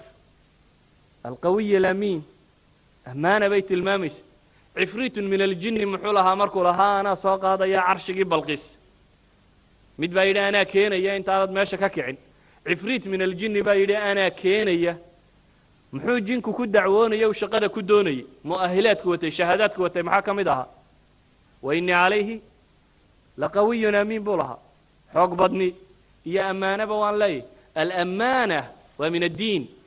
waatuu nebigu laha calayhi salaatu wasalaam qiyaamuhu dhici maayo ilaa iyo maxay xataa dayicat ilammaana ammaanadu marka ay dayacanta mooyaane goormay ammaanadu dayacantay marka loo tiiriya buu nebigu yidhi idaa wusida alamru ilaa hayri ahlih ammaanadu waxay dayacantay marka maamulka loo dhiibo cid aan u cuntamin alamaana waa shardi inkastoo soomaalidu mahmaahaan ka maqlay baa waxaa ka mid ah ninkay adhiga kala quustaan bay geela u dirtaan baa la yidhi ilmahay adhiga markuu ka sii daayo la yidhaha geela ha lagu daro geelii baana labada ku qaalisanaa agtooda kay dhiiji kala quusataa bay tidhaha wasiira laga dhigo kay doraad wasiirka kala quusatay berrinta madaxweynaha u dooratay iyo wasiirnimada waa shaakiladay hawdka kala timi ee ahaa adhiga kaka adkaan kari waaya geela ha raacday un weeyaan alamaana qadiya bay ahayd macruufa oo qofka mu'minkii uu ku xisaabtamo oo ah qofku inaanu wax qaban karin in ammaanadiisa la hubiyo mooyaane 40kii ninkii la ogaaday inuu khaayimka ahaa ee 50kii la ogaaday inuu khaayin ahaa ee 60aadkii la ogaaday inuu khaayiyey ee 70aadkii la ogaaday inuu khaayiyey ee 80aadkii la ogaaday inuu khaayiyey ayaa 90aadkii haddana loo dhiibaya ma haada dadku ma maskaxda ka tirsan maya almafaahiim الsiyaasiya almacaalim الsiyaasiya alislaamiya ayaa gaa'iba cinda alumma ayaan jooginba dadkaan garanaynba cidday dooran lahaayeen dadkaan garanaynba cidda wax loo dhiibayo waa inaan gartaa intaanan sanduuq اliqtiraac wax ku ridin sanduuqa wax lagu foodeeyo intaan la odhan dimuqraadiyad way foodee kusoo rid waa inaan gartaa waxa wax lagu doorto criteriyu waa inuu ii cadyi maxaan qofka ku qiimaynaya maxaan ku dooranaya markaan maxay ka helaa baan u baahnay inaan ugu rido ilaa markhaatigan ilaahay bay weydiinaya qiyaamaha waa markhaatio ilaahay bay weydiinaya waa inaan gartaa waxaan wax ku qiimaynayo si aan wax u doorto umma jaahilana ma garata waxay wax ku qiimaysa inay tiraa waa nala reer mooyaane ama waa nala qoys ama waa nala caynkan mooyaane waxaan leenahay marka ammaanadu waa shay asaasiya laakiin waxa kaloo asaasiya baynu leenahay alcilm waalkafaa'a in manaasishan qiyaadigaa aqoon loo leeyay iyo cilmi iyo hogaamin tusaalayaal baan idin siinaya nebiga calayhi salaatu wasalaam aan idinka siiya taarikhdiisii mujtamaca la hogaanaya dad baa u haysta mujtamacu inuu mujtamac malaa'iga iyo malaa'ig maaha dadka la hogaamiya waa bashar mujtamaca basharkaa maxaa ku jira waxaa ku jira munaafiq waxaa ku jira gaal waxaa ku jira muslim waxaa ku jira taqi waxaa ku jira faasiq waxaa ku jira qur-aanka waxa alfaad ku aragteen oo dhan baa dee ku jira mujtamaca la hogaaminayo ma aha inta salaada tukatay saful awalkii aan 5 salaadood ka habsaamin ee wada saalixiinta ilaahay ka cabsan inta ma aha inta la hogaaminaya dad baa haysta mujtamacu inuu noocaan noqdo noocan uu yahay una qof waliba wixiisa ka adigo war nooca ma aha mujtamac darajo malaa'iga gaadhay caalamku ma jiro kii nabi maxamed calayhi salaatu wasalaam baa munaafiqiintu halkaa taagnaayeen joogeen mujtamacu nebigu hogaaminaya yuhuud baa ku jirtay waayo dawla islaamiya bay ahayd taxta dawla islaamiya yuhuud baa joogtay munaafiqiin baa joogay bal ee waqtiyada qaarkood gaalaa joogtay muslimiin baa joogay abibakar iyo cumar iyo cuثmaan baa joogay mujtamacu intaasu ka kooban yahay la hogaaminaya see loo hogaaminaya waxaan leenahay hogaamintu cilmay u baahan tahay iimaanka ka sokow cilmay u baahan tahay maalan tusaalahan siya munaafiqiinta munaafaqnimadu inkastoo malaha imika siyaasaddaba nifaaqa loo yaqaano nifaaqu waa wax aada u khatar ah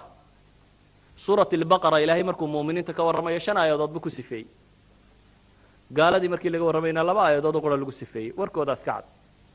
munaafiqiintii markii ilaahay ka warramayay 13 aayadood baa ilaahay kaga hadlay 13 aayadood waayo qadiyadoodu waa qadiyad khutuura badan leh qof kulana jira kaana jiro meesha joogaan ka maqnayn oo roorayo waa qadiya khutuura midhana munaafiqiintu had iyo goor masaakiinta ma noqdaan masaakiinta had iyo goor muslim ba iska noqdaan hadday islaamaan islaamku iska wada qaataan munaafiqiintu had iyo goor waa kubaraa ul qowmka atadruun akbar munaafiq fi ahdi saxaaba soo maray wuxuu ahaa cabdillaahi ibn ubay walladii tawalla kibra akbar munaafiq ahdigii nabiga joogay calayhi salaatu wasalaam wuxuu ahaa maxay cabdillaahi ibn ubay cabdillaahi ibn ubay nifaaqa intan leeg maxaa ku kalifay kursuu doonay sama waqti cabdillaahi kursuu doonayo uu arkay in laga qaaday waayo dhacday واحد الصحابة markaasi nabiga uga warramay dhacday waxay tahay غزوة بني المصطلق qadiyad weyn baa dhacday laakiin anigu aan meel qura u soo noqdo cabdillaahi ibn ubay ibn sulul wuxuu ahaa nin ka tirsan ansaarta qabiilkay ka tirsanaayeen khasrajiya ayaan rajaynaya aws iyo khasraj dagaalo badan baa soo maro xarbu bucaathu ugu dambeeyey oo 5 sannadood la istilayay in yar ka hor intaanu islaamku soo gaadhin mararku islaamku soo gaadhayay un bay nabad qaateen ayaa labadii reer heshiiyeen waxyaabii lagu heshiiyey waxaa ka mid ahaa in cabdillaahi madax laga dhigo oo suldaan loo doorto oo labada reer bay isku hogaamiyo cabdillaahi suldaannimadii buu u sharaxnaa dabeetana waxaa loogu tala jiray in loo tolo kharsigii waxaa loo tolayay taajkii iyadoo taajkii cabdillaahi uu socdo ayay bacdi saxaaba madiina yimaadeen oo qoladii bayc alcaqaba luula iyo bayc alcaqaba taaniya dhacdo dabeetana reer madiina islaamkii soo gaadho nebigu muscab ibnu cumayr uu soo dirayo muscabna uu diintii ku faafiyo dabeetana islaamkii uu xoog u faafayo ilaa hijradii dambe ay dhacdo nebigii iyo saxaabadiisii bay soo hijroodeen nebigu wuxuu soo galay baa la yidhaha madiina iyadoo ninkii la odayga ahaayee la odhan jiray cabdillaahi ibnu ubay uu u sharaxaya kursiga madaxtooyada madiina oo markaasi taajka loo toli lahaa ayuu nebigu soo galay dabeetana dadkii islaamkii bay raaceen qadiyadii baa isbedeshay alwalaa walbaraagii baa dhan kale u janjeersaday dawla islaamiya baa meeshii ka aasaasantay dadkii nebigoodii bay raaceen cabdillaahi colaad buu qaaday ee nebi maxamed kursu kaa qaaday colaaddaas buu qaatay odhanaysa nebigu calayhi salaatu wasalaam wuxuu kaa qaaday kursigii dabeetana wuxuu bilaabay cabdillaahi oo aanu marnaba u yaraysan siduu mujtamacan muslimka iyo dawladda islaamiga u dumin lahaa wuxuu bilaabay intaanu soo islaamin saxaaba baa nebiga u yimaadeen waxay dhahay ya rasuulullahi kaalay bal majliskayga soo wacdiyo meeshuu soo maray nebigu calayhi salaatu wasalaam wuxuu yimi cabdillaahi ibnu ubay oo majlis fadhiyo uu soo agmaray cabdillaahi ibnu ubay baa afku ka xidhay nebiga calayhi salaatu wasalaam isagoo leh laa taqburu calayna annaga boodhkiina iyo qurunkiina xagga noola dhaafa buu leeyay nebigu calayhi salaatu wasalaam kooxdii meesha fadhiday buu qur-aan ku akhriyey markuu xoogaa ku akhriyey ayuu wuxuu ku yidhi ijlis fii baytika walaa taqshana fii majaalisina gurigaaga fadhiso hanaga imanin majaalista iyo wax ayaga kan waa markii uu weli gaalnimadiisa caddaysanayay laakiin siyaasiyiinta waxaa lagu yaqaanaa kaadhka hore haddii u socon waayo inuu deka labaad la baxo waa wariqa maxruuqa inaad noqotaa waa doqoniimo inaad meel iskaga adkaysato oo dabeetana ilan iyagu mabdiyiin maahe waa maslixiyiine dee maslaxaddu xaggaa u socon weydo hadday xagga kale u soconayso dee waa la istaad raaciyaa xagga kalun baa loo raacaa sida daraaddeed cabdillaahi gaalnimadii wuxuu arkay in dadkii laga kaxaysto dee meeshii aanay kursigaasi aanu xaggan ka soo noqonaynin dabeetana wuxuu damcay inuu xagga haddaba isu daataraaciyo xaggaa warjiraayo inuu xagga kan islaamnimadiibu iska soo qaatay laakiin maxay noqotay islaamnimadiisu sheeganayay waxa weeyaan walaa walbaraagiisii muu caddaanin sida daraaddeed ghaswatu bani qaynuqaac reer banu qaynuqaac waxaynu naqaanaa inay gabadh muslimada qaawiyeen dabeetana gabadhii nin muslimi uu diriray oo kii qaawiye waxyeelay dabeetana isagii leedilay haluma dagaalu halkii ka bilaabmay nabiga calayhi salaatu wasalaam iyo saxaabadiisaa soo duushay iyagoo cirdiga qofkii muslimkaa ilaalinaya iyo ninkii la dilay 15 maalmood baa lagu hayay cunaqabatayn hareeraha lagaga wanaagsanaa akhiiran waxay aqbaleen inay isdhiibaan ayay aqbaleen oo xukumka nabiga calayhi salaatu wasalaam ay u hoggaansanaadaan bacda shahr yani waa bacda shahr min islaami 15 maalmood buu xisaarku soconayay laakiin cabdillaahi markaa intuu islaamka caddaystay bil qura laga soo wareegay gebigiisuba saxaabadaba wuxuu la joogaa maxay waa bil waaxida bisha uu la joogo 15 waxaa socday xisaarkaa socday macnaheedu waxa weeyaan rabshadan intaanay dhicin 15 casho ka hor ayuu ninkani diinta soo qaatay ama uu islaamnimadiisa sheegtay laakiin cabdillaahi mowqifkiisii buu taagan yahay oo ah reer banu qaynuqaac iyo isagu qabiilku ka dhashaa xilfi wada gaashaanbuur horay lahaayeen oo qoladani dee qolada odayada u ahaan jiray bay ahaayeen yuhuudda ahay cabdillaahi islaamnimadiisu dee ismay dhiibine safkan iyo waxaan inuu khalkhaliyaa un bay ahaydeen wuxuu nebiga intuu ku dhegay buu leeyahay axsin fii mawaaliy ii hagaaji u samafal nimankaanu gaashaanbuurta wada nahay nebigu calayhi salaatu wasalaam uu ku yaro dhagaaday muu rabin inuu aqbalo hadalkiibuu ku celceliyey oo ku celceliyey oo ku celceliyey nebigu ka dayn waayey nebiguna uu ka sii jeestay ilaa iyo markii dambe nebiga ku dhegay halkaa fatxada yare uu leeyahay jeebka waa fatxadan yare khamiiska uu leeyahay halkaas buu nebiga qabtay calayhi salaatu wasalaam cabdillahi ibnu ubay isagoo leh axsin fii mawaaliy nebiguna intuu cadhooday ayuu wuxuu leeyahay waar isii daa buu nebiguna leeyahy ilaa iyo wejiga nebigu calayhi salaatu wasalaam uu madoobaaday si uga cadhaysan ninkana uu leeyahy waar isii daa muu aqbalin way xakarsilnii buu nebigu leeyahy isna kama aqbalin laa wallahi laa ursilik buu leeyahy xataa tuxsina fii mawaaliy ilaahay baan ku dhaartay inaanan ku sii daynaynin ilaa iyo dadkan ii sii dayso nebigu calayhi salaatu wasalaam wuxuu leeyahy waa cabdillahi ibnu ubay ba wuxuu leeyahy waa 400 oo nin oo 400 xaasir wa 300 daar 400 oo nin oo yacni hubaysan iyo 300 oo nin oo duruuc waa nimankii buu leeyahay nin madow iyo nin cad bay iga ilaaliyey ayaa doonaysaa maalin qura inaad wadalayso ma ogoliya halaysii daayo anigu waxaan ahay buu leeyahay laakiin markuu qadiyadan leeyahay ma wuxuu iska dhigayaa nin qoladan la socda munaafiqiin yuhuudda maya inni imra'un akhsha dawaa'ir buu leeyahay politically maslaxad baan inoogu jirin buu leeyahay yaan maslaxadda mujtamaca alxumaynin haddii nimankan la laayo rabshada ay ugu badanaysa dagaalada badan iyo caynka inni imra'un akhsha dawaa'ir buu leeyahay anigu waxaan ahay nin dhibaatooyinka dambe iyo cidhibxumada ka baqaye hal la sii daaya buu leeyahay nimankan nebigu calayhi salaatu wasalaam munaafaqan wuu ka aqbalo wuu u sii daayey hadda u fiirso waa cabdillaahi waa 400 oo yuhuuda waa goob dagaal waa mowqifka caynkaasiya wuu aqbalo wuu isaga sii daayey mawaaqiftiisa siyaasigaa baan doonayaa inaan tusiyo iyo haddana sida loo wade loola dhaqmayay waayo qiyaadadu may ahayn un abubakar iyo cumar may maamulayne maca munaafiqiin maca yahuud maca waxaan oo dhan bay qiyaadada islaamiga isku waday sida daraaddeed ghaswatu uxud waa tii la qaatay mowqifa in la dagaalamo oo laga hor tago gaalada waa tii laga hor yimi bartanka markii la marayey uxud in yar loo soo jiro ciidanka muslimiintu marka ay wateenba 1000 qof bay ahaayeen ayuu istaago intuu u khudbaday 300 oo qof buu dib u ceshaday arag ninku siduu sumcadda u leeyahay dadka dee weli badh baa dhegaysanaya 300 oo qof ayuu dib u celiyey 300 oo qof markuu dib u celinayay ma dhabbaayo ra'yigiisii baa la qaadan waayey dadka badh baa waxay leeyihiin markii uu xaggeer madiina gudaheeda joogu ra'yi soo jeediyo ra'yigiisii baa aktariye laga raaco ma dhabbaayo ra'yigu qaadan waaye ma qabo waayo hadduu masalada marka horeba diidanaa dee mu iska hadho muxuu soo doonayay wuxuu rabay balbala fi saf inuu sameeyo marka ay muslimiintu xaaladdu ugu adag tahay inuu jabiyaabuu doonayay waayo haddaanu dagaalka doonayn madiinaba kama soo baxeen oo iska hadhi lahaa laakiin markii horena wuxuu rabay intuu dadka ku soo daray isagii munaafiqiintiisa wuxuu dhabay inay soo raacaan marka labada ciidan isku soo dhadhawaadaanna oo 3,000 ciidankii gaaladu iyo halkan degan yahay inuu muslimiinta safkooda intuu khalkhal ku rido laba u kala jabiyo dabeetana ay niyad jabaan oo isdhiibaan sida daraadeed markii mowqifkii lagu soo dhawaaday 300 oo ciidankii ka mid ah la noqday si uu safka balbala ugu rido ilaahayna waa kale waa fiikum samaacuuna lahum muslimiinta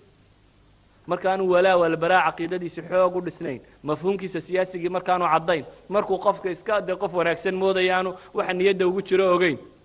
waxa laga yaabaa inuu ninka weyni sax weeyaan ama sabab kale inuu dhageysto markaas ilaahay leeyahay wa fiikum samaacuun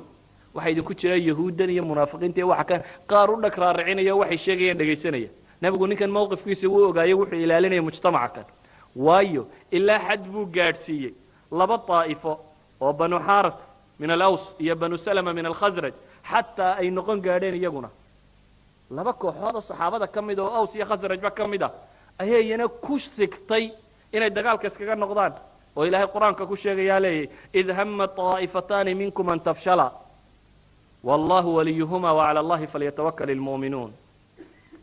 فحنا نوح السميني إنه بلبلة سكان كرده نك عين كاسي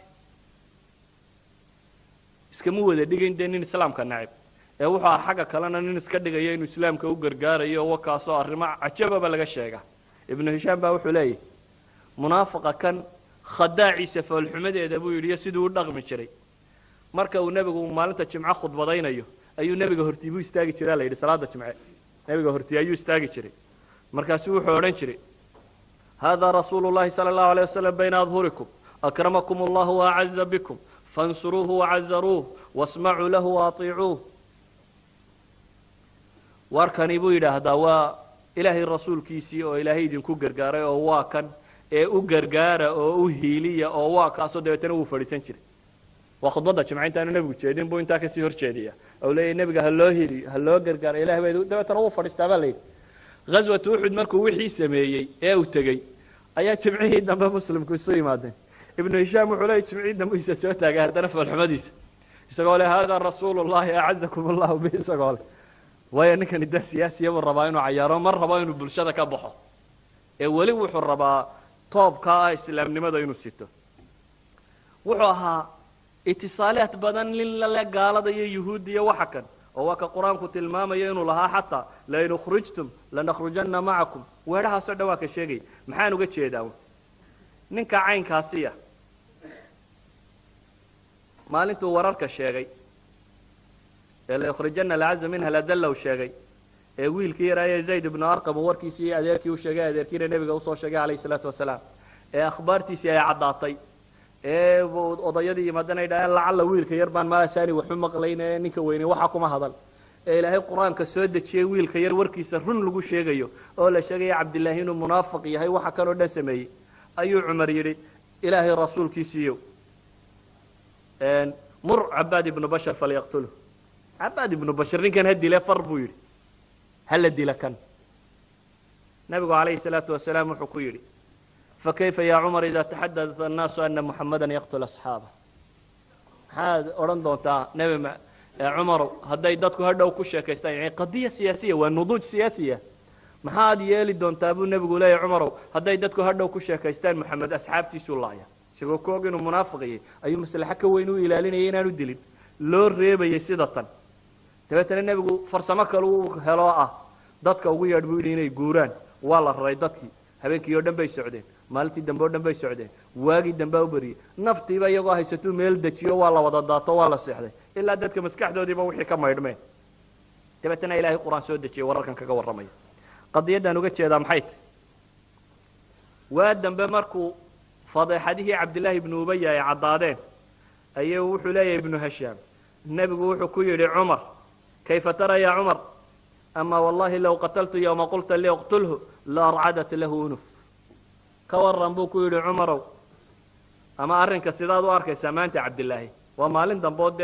منافق نمدي سي عضاتي ورقي برقي هرو يرى حق لنا وقاعدين ولا يري وار منافق يوكب حداتك الويري هدان مالنتي ابو نبي ويري ديلي لها dad baa maanta maalinta la caroon lahaa ama qabiila ku raacmo wax kale dad baa la caroon lahaa laakiin maanta buu wala amartu hal yawma biqatl lil qatalatu kuwi maalinta u caroon lahaa maanta hadaan idhaahdo dila way dili lahaayeen markaasuu cumar yidhi qad wallahi calimtu laamru rasuuli llahi sala allahu alay wasalam acdamu baraka min amri waxaan uga jeedaa qiyaadadu mutatallabaat badan bay rabtaa mujtamac baa lagaa rabaa inaad hogaamiso jaaliyad yar masaajid organisation yar inka weyn dawlad mujtamaca waa inaad ku tala gashaa mujtamac malaa'iga inaanad hogaaminayn ee waa inuu qofka qaa'idka iyo qof wadi kara munaafaqaasi iyo yahuudiga iyo gaalka iyo dadka muslimiinta isku wadi kara mabda waa inuu mabda islaamiyay laakiin qofka qaa'idka iyo jajabnidiisa iyo waxa looga baahan yahay ma aha oo kaliya ee wadaad baanahay ee waxa looga baahan yahay farsamada inuu garanayo administrationkiisa iyo maamulkiisa iyo wixiisa inuu garanayo waxaan jeclay waa la idigo warqad baa laysay mala kaarkii casaan baa harsanay bariyaha bakaar cas baa la taagayay waxaan jeclay inaan ku soo koobo weerd ah macaalim في سياسة الأمة هذا نريد تلمامنا وحين شغنا نوع من العقبات إنه ريال وحين أوبا هنا معالمته إنه يرتكاسته قفك مسلم كاير إنه فهم سينا كويه هاي عدوه لنا يعدوه قرقارية ثانيا إنه قرط سينه ومدى مسلم كينا الجماعة الآن نولان كرنا الجماعة كمارمين مفهوم كسي إداري جاء إمام الكلاء الجماعة إنه كأبره ثالثا إنه ندتك وديار قرينه سيد قيادة ونقم كارل هاي ummadad hogaamiya ummana marka ummad la yiraahdana nooc waliba uu ku jiri doona oo ma helay sidoo nin yaro wada weysaysto salaatuleelka tukatee waxaad hogaamin doontaa dad munaafiqiin iyo nooc walba leh jamaacadu nabigu hogaaminayna noocaas ahayd maclasaf waxaan se dareemayaa in badan inaynu kuraasi iska fuulay jaaliyad iyo meelo badan leh inagoo aan saa dadka loo hogaamiyaba waxba ka aqoon hogaamintu se waxay u baahantahay مواهب ويلاده إلهي وبحيه وقفك الله سيه لكن وحي كلا لاده أشياء مكتسبة ولا برته ولا فهم كرا ولا قرن كرا من الكتاب والسنة دي سيفي عن لو دراسيه ولا فهم كرا علمت بشر كنا تجربة بدن بيلاده وحن كسو كوبا يا مركاسي متطلبات كقيادي جانا وين إنن إلا بين مجتمعنا وين إنه كنت رجع الله مجتمع إنه يهي وحول بكتشري كران كلو باهين اللي هو جاميه إما لا يجناد هو جامينين والله أعلم وبالله التوفيق جزا الله خيرا الشيخ مصطفى محاضرة قيم كاهيد ونوسو الجديد عوان كذنها معالم في سياسة الأمة الإسلامية وحن إن شاء الله تعالى مركان إيمانينا دور كأسئلة أما قيبه سؤالها كساب سنة وحا سؤال شكرا كساب سنة الشيخ مصطفى waxaad nooga hadashaa had iyo goor ala siyaasadda iyo maaragtay arrimaha la xiriira haddaba ma jiraan buu leeyahay sheekh mustafa kutub aan ka dhaxalno isla markaana aan ka akhrisano mawaadiicda aad nooga hadashay ee maaragtay aad noo falanqaysay haddii jiraan se xageen ka heli karnaa iyo maktabadee akhi fillah haddaad kutub doonayso culamada iyo dadka muslimiinta ee mufakiriinta waxa aad u badan bay qoreen laakiin himamkeenna yar iyo waxaynu akhriyayno maaha qadiyadani qadiyad maanta miskiinkan idin hor fadhiya u baahan inay mufakkir ka dhigtaan oo tidhaahdaan waxa aad ka hadasho maad qortay waxaan aan sheegaa wax iyagu sheegaan culamada iyo mufakiriinta muslimiinta bacd alkutaybaat agtiina ka buuxa baan akhriyaa wax ka badan maan sheego waxaan markaa idin tilmaamayaa war majaalka siyaasiga islaamigii waa uu faqiir ahaa waa jirtay laakiin maanta aad buu soo kobcaya waanu leeyahay ruwaadiis iyo mufakiriintiis iyo cidiisa badana wax ka qora ay maktaba islaamiya la xidhiidhana jaanibkaasi athaqaafa waliba qismiga ku saabsisan human sciences ama waxyaabaha kan adabka iyo waxaan basharka ama iqtisaad ha noqdo ama siyaasa ha noqdo ama yani waxaan isku xidhan had iyo goore bini aadamka lagu hagaa war waa badanta kitaabadiisu miskiinka kitaab ugama baahnidina maktabada islaamiga ku noqda wallahu a'lam جزا الله خيرا محاضر الشيخ تنس سؤاشنا waxaa inooga timinin aad iyo aad maaragtay yani u kulul cabanayana leh sidaan soo socota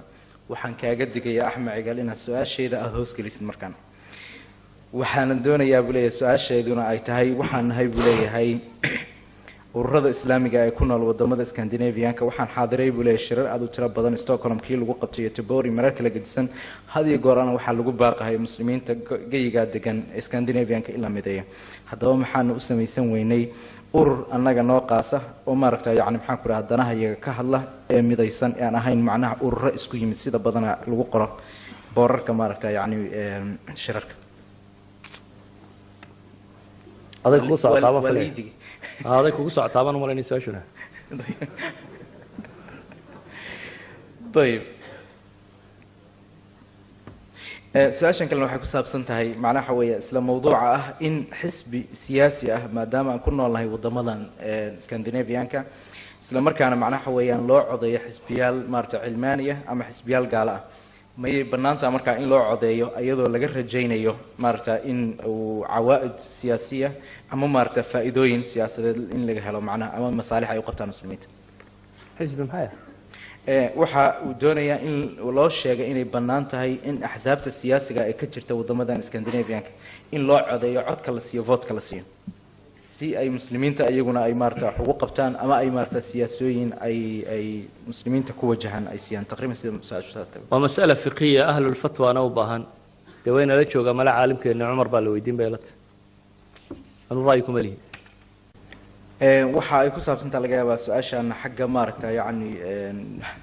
masaa-ishii ku saabsanayd macnaha shirkii wadaadada waxa uu leeyahay shirka wadaadada ee lagu qabanayo masalan xamar oo kale ama meelo kale gedisan maxay u dhacdaa buu leeyahay in wadaadada kaliya lagu casumo oo aysan u dhicin maaragta in siyaasiyiin kale laga soo qayb geliyo maadaama meesha siyaasad ay ku salaysan tahay in siyaasiyiinta kale ay ka soo qayb galaan macnaha loogu yeero shirarka islaamiga ee dhaca ee aysan dhacin wadaadada kaliya in loogu yeero meesha maadaama siyaasad looga hadlayo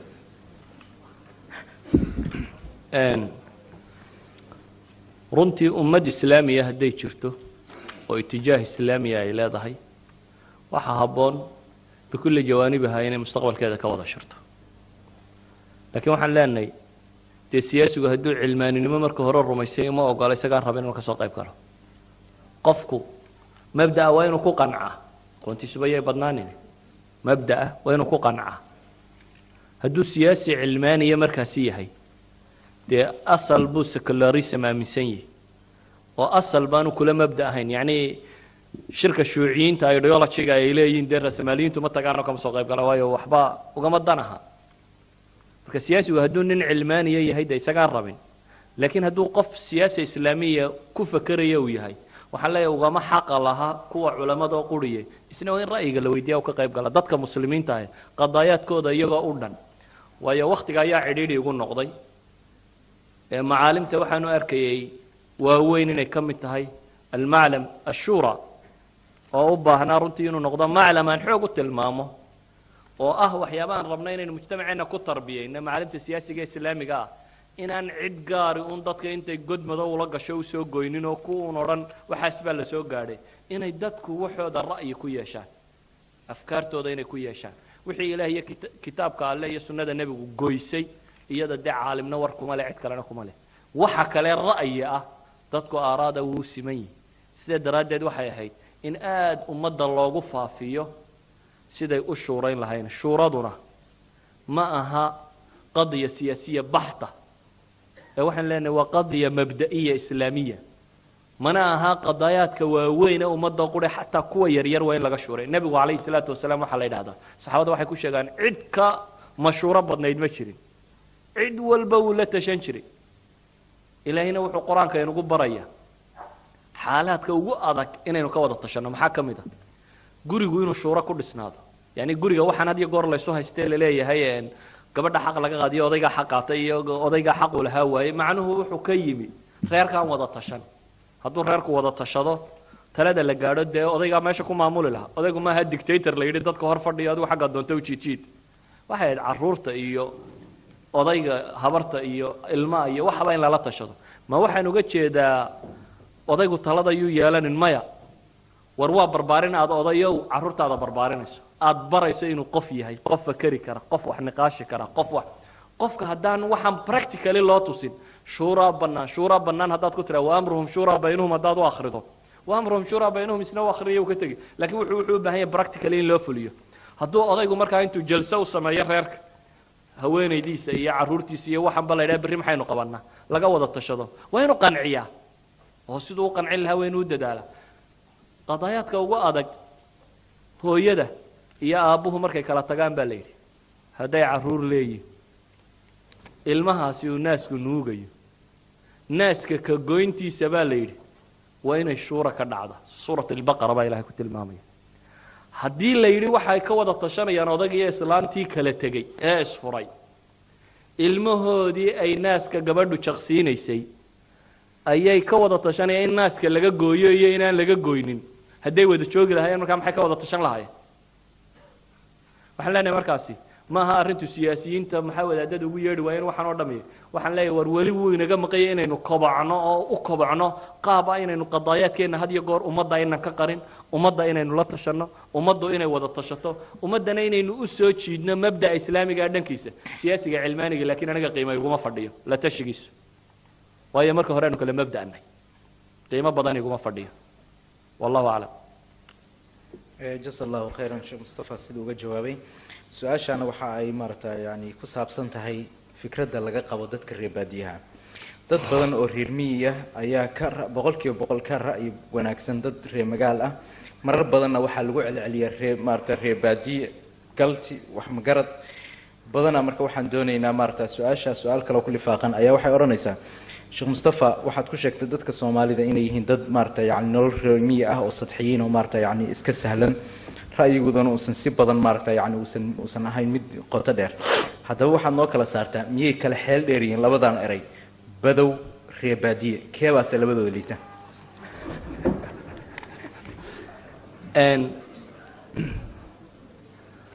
qadaayaadka mustalaxaadka la yidhaahdo waa laa mushaxata fi listilaax baan ka maqli jiray culamaa ilusul oo yidhahda runtii reer baadinimadu salbiyaad iyo iijaabiyaadba way leedahay yani positive iyo negative ba wax fiican iyo wax xunba labadaba way leedahay wax fiican oo aada u badan bay leedahay oo lagu yaqaano reer baadiyaha deeq bay leedahay anaani maaha had iyo goor qofka reer baadiyaha ku noole waa qof nakhwa leh waa qof yani aan aqbalin dulinimada iyo in la gumaysto ama se la cadaadiyo ama caynkana aan aqbalin wax badan oo sharaftiya buu leeyahy naqaatu ducufna wuu leeyahy meelo uu ku liitana wuu leeyahy waxaynu ka tilmaamnay maadaama inagu aynaan xadaarad lahayn inagu ma kala lihiin magaalo iyo baadiye waxaana kala sheegaysaa xamar iyo ka gela raac waa isku nooc ma aha xadaara meeshan ma taalo waa ahlu badwi uun midna weli geeli raacayo midna shalaytu ka yimid xadaaro qadiimo aynu cid hore ka dhaxlayna way tirtirantay yani melihi qarnigu ma lahayn xadaare eh wuu lahaaye waynu lumina maynan soo gaadhin waa iska baabaaday caqliyada marka aynugu jirta ama surwaal ha xidho ama macaws ha qaato ama go' yar ha guntadee caqliyadu waa caqliyada socodka ku wada salaysan ee iminkana aad dayaxa inay qabataan sii raadinaysaan soomaaliya laga yimi waa caqliyada raran ee waxeeda tuurta ku sidataa waxaan leenahay marka caqliyadeenaasi melihi ma laha wax positive ah ee wax badan oo fiican bay leedahay oo ay ku ammaanantay oo ay reer magaal badan ku dhaanto laakiin waxaan kaloo leeyahay waxay leedahay meelo dacfi uu ku jiro sida daraaddeed maadaamaan ka warramayo macaalim fii siyaasati lumma aynu rabnay inaynu dadkan hogaamino meelaheenna wanaagga hadda waynu isla ognahaye waxaan rabay inaan tilmaamo meelaheenna dacfiga uu ku jiro ee u baahan inaynu ka kabanno oo hore uga guurro erayadan aad kala sheegaysaana anigu xun baan ujeedaa waa dad aan lahayn tajribo dheer oo u guntan oo meel u taalla ama badaawo ku sheeg ama badwi ku sheeg ama reer baadiye waxa doonta adigu u bixiyo ama nomadic dhaho waa dad tajaaribtoodii hore ka luntay oo kolba waxay markaa haystaan u ku binaysta wallahu aclam jaza allahu khayran waxa uu leeyahay maaragtay yani qorahaanina marar badan waxaa laga dhawaajiyaa in ninka maaragtay aan diinta waxba ka garanaynin uusan ku fiicnayn inuu ummadda hogaamiyo marna waxaa la leeyahay ninka ku wanaagsan ha hogaamiyo laakiin dhaliilaa imaanaya ninkii diinta yaqaanin uusan si fiican waxba uusan u kala aqoonin ama uusan umuurihii siyaasadda uu si fiican u kala garanayn su-aasha kale marka waxay odhanaysaa ama su-aashuba tahay kuma ayuu noqonayaa kan hogaaminaya haddii labadiiba dhaliila loo yeelay mawaaqic aynu ku nool lahay mise ka aan rabo inaan idiin celiyo nolosha aynu imika ku noollay waa nolol wakti soo jirtay diinta iyo dawladda iyo wixii la kala saaray qoloba meel ay isku qoqobtay qolo walibana ay nuqsaan leedahay yacni waagii hore dadka muslimiinta ahi waxani may kala baxsanayn qof kasta oo muslimi mutadayin buu ahaa markay masaladu fatwo timaado dad u gaaro mujtahidiina baa jiray oo ahlulijtihaada laakiin markay tahay siyaasa caama iyo afkaarta caamka iyo itijaaha caamka iyo in kitaabka iyo sunnaa laga dambeeyo qof kastoo muslimiyo taas buu qabay dadkii muslimiintii hore wuxuu ahaan jiray ninku tabiib dhakhtar jaraaxa markaasuu haddana minhaajka isagu ka akhriyi jiray ibnu nafiis waa taqaaneen waa jaraaxii wadnaha qali jiray dawra damawiya suqra yani qalitaanada ugu waaweyn caalamku lahaan jiray waqtigiisii الدورة الدموية الصغرى وانك invention كذا لها بين reer galbeedku ninka talyaaniga u nisbeeyaan ama qoladan ay soo nisbeeyaan asalkeeda waxa lahaa qabla quruun ay kitaabadiisa caadi ugu qorantay uu ka warramay dawra damawiya suqra ama dhig wareega yar uu ka warramay nin dhakhtar oo caan oo Masir degan buu ahaan jiray haddana faqiih buu ahaa masaajidka wax ka dhiga yani waxani wax kale fogo kala tagan ma yahay wuxuu ahaan jiray dadkii muslimiinta hore Abu al-Hasan al-Haythami wuxuu ahaa nin cilmi albasariyaat dunida ilaa waa dhaweyd nadariyaadkiisi lagaga dhaqmo xataa ay yidhaahdaan albert einstein nadariyaadkiisa physics-ka light-ka ku saabsan qaybo ka mid ah tilmaamaya inxinaaga dawga uu sameeyo isaga ugu horeeyay bay la yidhaahdaan hypothesis-kii koowaad waxa lahaa bilxasan al-haytami cilmi albasariyaat ayuu caalim ku ahaa lights-ka iyo waxa ku shaqaleeya ifka iyo soo socdayo khabiirka ahaa caalim muslim abuha kitaabkiisa physics-ka markuu bilaabayo alxamdulilaahi rabbil caalamiin buu ku bilaabaya taxmiid iyo bis يعني waxaan inagu aynu kala erinay la kala fogeeyaan kala fogeyn Abi Bakar caalim muslim abuha nin waayo arag oo nolosha iyo maamulkeedii saa wax loo wada yaqaan buha nin taajir oo baac mushtari buha nin umad la soo dhaqmay buha laakiin inaga mushkilad baa ina qabsatay qolana xer bay noqotay oo intay masaajidka fadhiisatay kutubtooda iska raacato qarnigan iyo waxa ka dhacayaba ma ogeyn qarnigan iyo agtooda waxa laga wadaba ma ogeyn kitaabadoodaasay iska raacdeen oo ahlu fasaadkaasay iskaga dheeraadeen qolana faajiriin bay noqdeen oo kubkooda weyse ma mariyaan waa laga yaabaa tajaaribta bini aadamka inay wax ka yaqaaniin xoogaa culumta tajribada insaanka lagu helay inuu wax ka yaqaano laakiin tawajuhiisu xagga alleba uma jeedo waxaynu rabnaa ummadda inta loo heli karayo inuu hogaamiyo mid kitaab iyo sunno si fiican u garanaya noloshana la socda ama waxaynu rabnaa hogaamintu maanta dunidu way dhaaftay baan oran karaa hogaankii fardiga ahaa ee qofka quri waday maanta dunida muassasaad baa wax hogaamiya ummaddu waa muassasaad dhisan qof maaha hadday dadka qof wixiisu yihiin markuu dhinto dee ummadduna way la dhimanaysaa intuu nool yahay way la noolaanaysaa laakiin ummaddu waa muassasaad jira muassasaadkeedan baa waxa kan isugu yimaado ka qayb qaato oo wado oo fakero oo idan waa muassasa dhan ninka yimaada أهل الحل والعقد جوده يدت جوده فكري أهل التخصص جوده خطط كيودة جيم بالله قلت لك لينو فليو ما هنقوله كلجي عالم بكل شيء مستر ناقل نين لا يرادو شاكر نين هاي ماشية تنمشرو لكن قفك واحد لو بهينه إلمام لي لكن علم الدين هدو قائد كسر النقانية ولا بد من العدالة والعلم الشرعي هدو نقانية محي القائد الأول لكن قضايا كلا وين نصفي عنو قرنية هدان سوق وابا وحلا هدينو ينجو ويني رجي رجاها شابه هنا ينسكو ضر والله أعلم طيب جاب ضي إلهي ركع كديم شابه هو ضد كان وحوجا وتيهان كلا بتصن كوحوجا الدين تهو ضيق كوحوجا علم جماد جاي وحوجا جينا عدين نسكو در سنة مشهورة ضبضنا إيه ثلاثة إيه تلوداج إيه أقوم سويدار تجيه يسفهم كيه واحد كان عدين بضنا وحوين مثل وذا كرينا su-aashan waxay ku saabsan tahay arrintii maaragta doorashada ee maaragta Pakistan iyo Turkiya maaragta yani axsaabtii siyaasiga ahayd ee islaamiga ahayd laga weecday looguna shubay axsaab cilmaani ah marka qorayaal laba ah ayaa maaragta arrintaas aad iyo aad wax uga soo qoray waxayna leeyihiin maaragta yani arrinta isku waafaqsan yihiin waxa weeyaan miyaa laga yaabaa in arrinta looga weecday ama looga tagay axsaabtaas ay tahay kalsooni darro lagu qabo arrinta siyaasadeed ee ay u istaageen inaysan kasoo bixi karin haddii ay arrintu siaad sheegaysaan tay oo ah inaanu aaminsanayn kafaa'ada ninkan leh islaam baan wax ku xukumaya oo uu codkiisa kala xishooday miyuu xaq u leeyahay faajir ilaah iyo rasuulkiisaba ka go'ay inuu codkiisa siiyo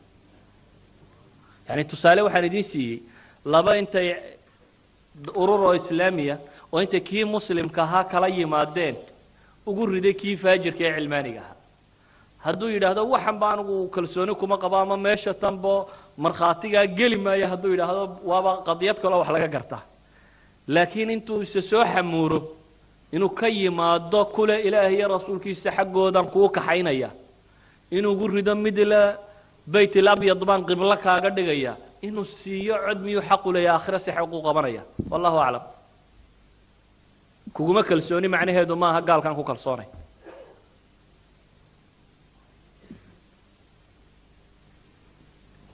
tanna waxa ay ka hadlaysaa insha allahu tacaala su-aal ku saabsan macnaha madaxtinimada qofka dumarka ah taa oo ah macnaha weeyaan haddii macnaha weeyaan manaasibtii madaxtinimada aysan qaadan gabadhu aysan ka qayb gelin ma suurtagal baa masala wasaaradaha iyo arrimaha maarta yani iyo wakaaladaha arrimaha la midka inay gabadhu maarta ay madax u noqoto aqliyadii loolanka wali idinku jirta waxa jirta al-ustaad Sayyid Qutb rahimahullah ay su'aal weydiiyay waxa ku yidhaahdeen Sayyid Qutb gabadha muslimadii baarlamaanka ma geli kartaa wuxuu ku yidhi waxaan rabaa intaan tan ka jawaabin inaynu helno mujtamac muslima iyo gabadh muslimada dabeetana aan eegno baliyadu inay baarlamaanka soo doonato markaasaynu ka jawaabaynaa buu leeyahay xaq mawlaada mise uma lihid laakiin meel aan haynin baa buu leeyahay mujtamacii muslimka ahaa iyo ummadii yani hadday ummaddu muslim noqoto hagaagto qof waliba dowrkiisa uu garanayaa buu leeyahay wuxuu ilaahay wuxuu jideeyayna uu garanayaa marka waa su'aalan waqtigeedii joogin buu tilmaamaya cumuuman gabadha muslimadda ah manaasib badan oo loo ogol yahay iska jirta waxna waa wax loo door bidayo waxna waa waxay mubaax u tahay مثلا guriga waxay dadku ka fakaraan dheriga karintiisa markay guriga maqlaan war gurigu nooca maaha aqliyadiina aad bay u liidataa gurigu waa mu'assasad dhan oo kamida mu'assasaadka ummadda muslimka ay leedahay jiritaanka dadku ummadda la sheegaya waa guriyo isu tagay gurigu siduu yahay un baanay ummaddu tay gurigu hadduu wada dictator la iskaga dhaqmo xaakimka sarena waa dictator ay ummaddu dee mu'assasaadkeedaba nooca u dhisan gurigu meel la isku dulmiyo hadduu yahay xaakimka sare iyo siyaasadda sarena waa meel la isku dulmiyo ummaddu gurigay ka dhisantaa ilmahan caruura iyo tarbiyadiisu waa waxa ugu weyn waayo waa mustaqbalkay ummaddu lahayd ilmaha caruura maanta أحد العلماء المعروفين وألكسيس كارل في كتاب إحدى الكتب والسلوك الدقق أو كجورمه ألكسيس كارل ونرر قلبات و30 سنة روكفيلر ريسيرش كاها باحث ناتو دقال الذي لوادي دوني دوها لطليا دختر كيوغوي نوبل برايس قاطين 1902 ألفكي يعني أفراد فرطة لغوف في قد دوني ده من كم يدبوها أيوحو قريبوك markaasuu wuxuu ku tilmaamayaa ilmaha iyo kobcintiisa markaasuu wuxuu yidhi tusaale soo qaadaya marka wuxuu yidhi ilmaha xadaanatul atfaalka lagu kobciyo ilmahan inta la isu soo ururiyo kindergartenka baana haagaa la keeno ee halka lagu kobciyo iyo ilmaha guriga lagu tareengareeyo buu isbarbar dhigaya markaasuu wuxuu yidhi labadaa difference-ka u dhaxeeya waa caalim dunidu uga dambaysa cilmigiisa labadaa difference-ka u dhaxeeya waxay la mid tahay buu yidhi tajriba la sameeyey buu yidhi ay lagu sameeyey ayda meesha lagu kobciye lagu tababaro ee intay dhalaan dabeetana carruurtooda la ururiyo dabeetana nin training yaqaano tababari uu tababaro iyo ayda waalidka buu yidhi ay waliba uu hooyadeed ka yari uu iska dabagalo waxa intelligence-kiisu horkobci ogyahay buu leeyahay oo training-ka hor qaadan og oo fahmadiisa iyo fiicnaantiisu badan tahay kan hooyadii iska daba socda waaye buu leeyahay qof weyn oo wax kaga daydo example-ka ka qaata meesha uu jooga buu leeyahay سيدرادة كم باقو منام بدن بولي كي متخصص كاللور دي بي بقول كيري أما تبان كي يسكو هي ترينجريني كاس بكور فهمي بولي ويا قدوة بوه لا يبولي وقضيته جورج قضية خطرة مستقبل كضد كي يسوسار كوت وقضايا خطرة كبردو مجتمع قريب كم يدا يوضح لكن شقين بدنا كلهم له قلية شرا هداي ظروفي كانتو يعني بعد العلماء واحد تلماما حتى الضمر كي مسلمين تهرى قار كم يدي عادي عمر بن الخطاب إن هايان محي آمر بالمعروف والنهي عن المنكر ما الأمر بالمعروف إن مدحكا هيدا كله بعد العلماء واحد قبان من أزيش ابن حزم يسوي ده الرأي ياد وفقبو قباوحي الإمامة العظمى قصك يسبوا قبان كرتابو قبا قار كلا واحد قبان ما لها إمامة العظمى قاضية هي كاس هي قوام ويانا عماشة كالوردن لكن شروطون بيكو حرنت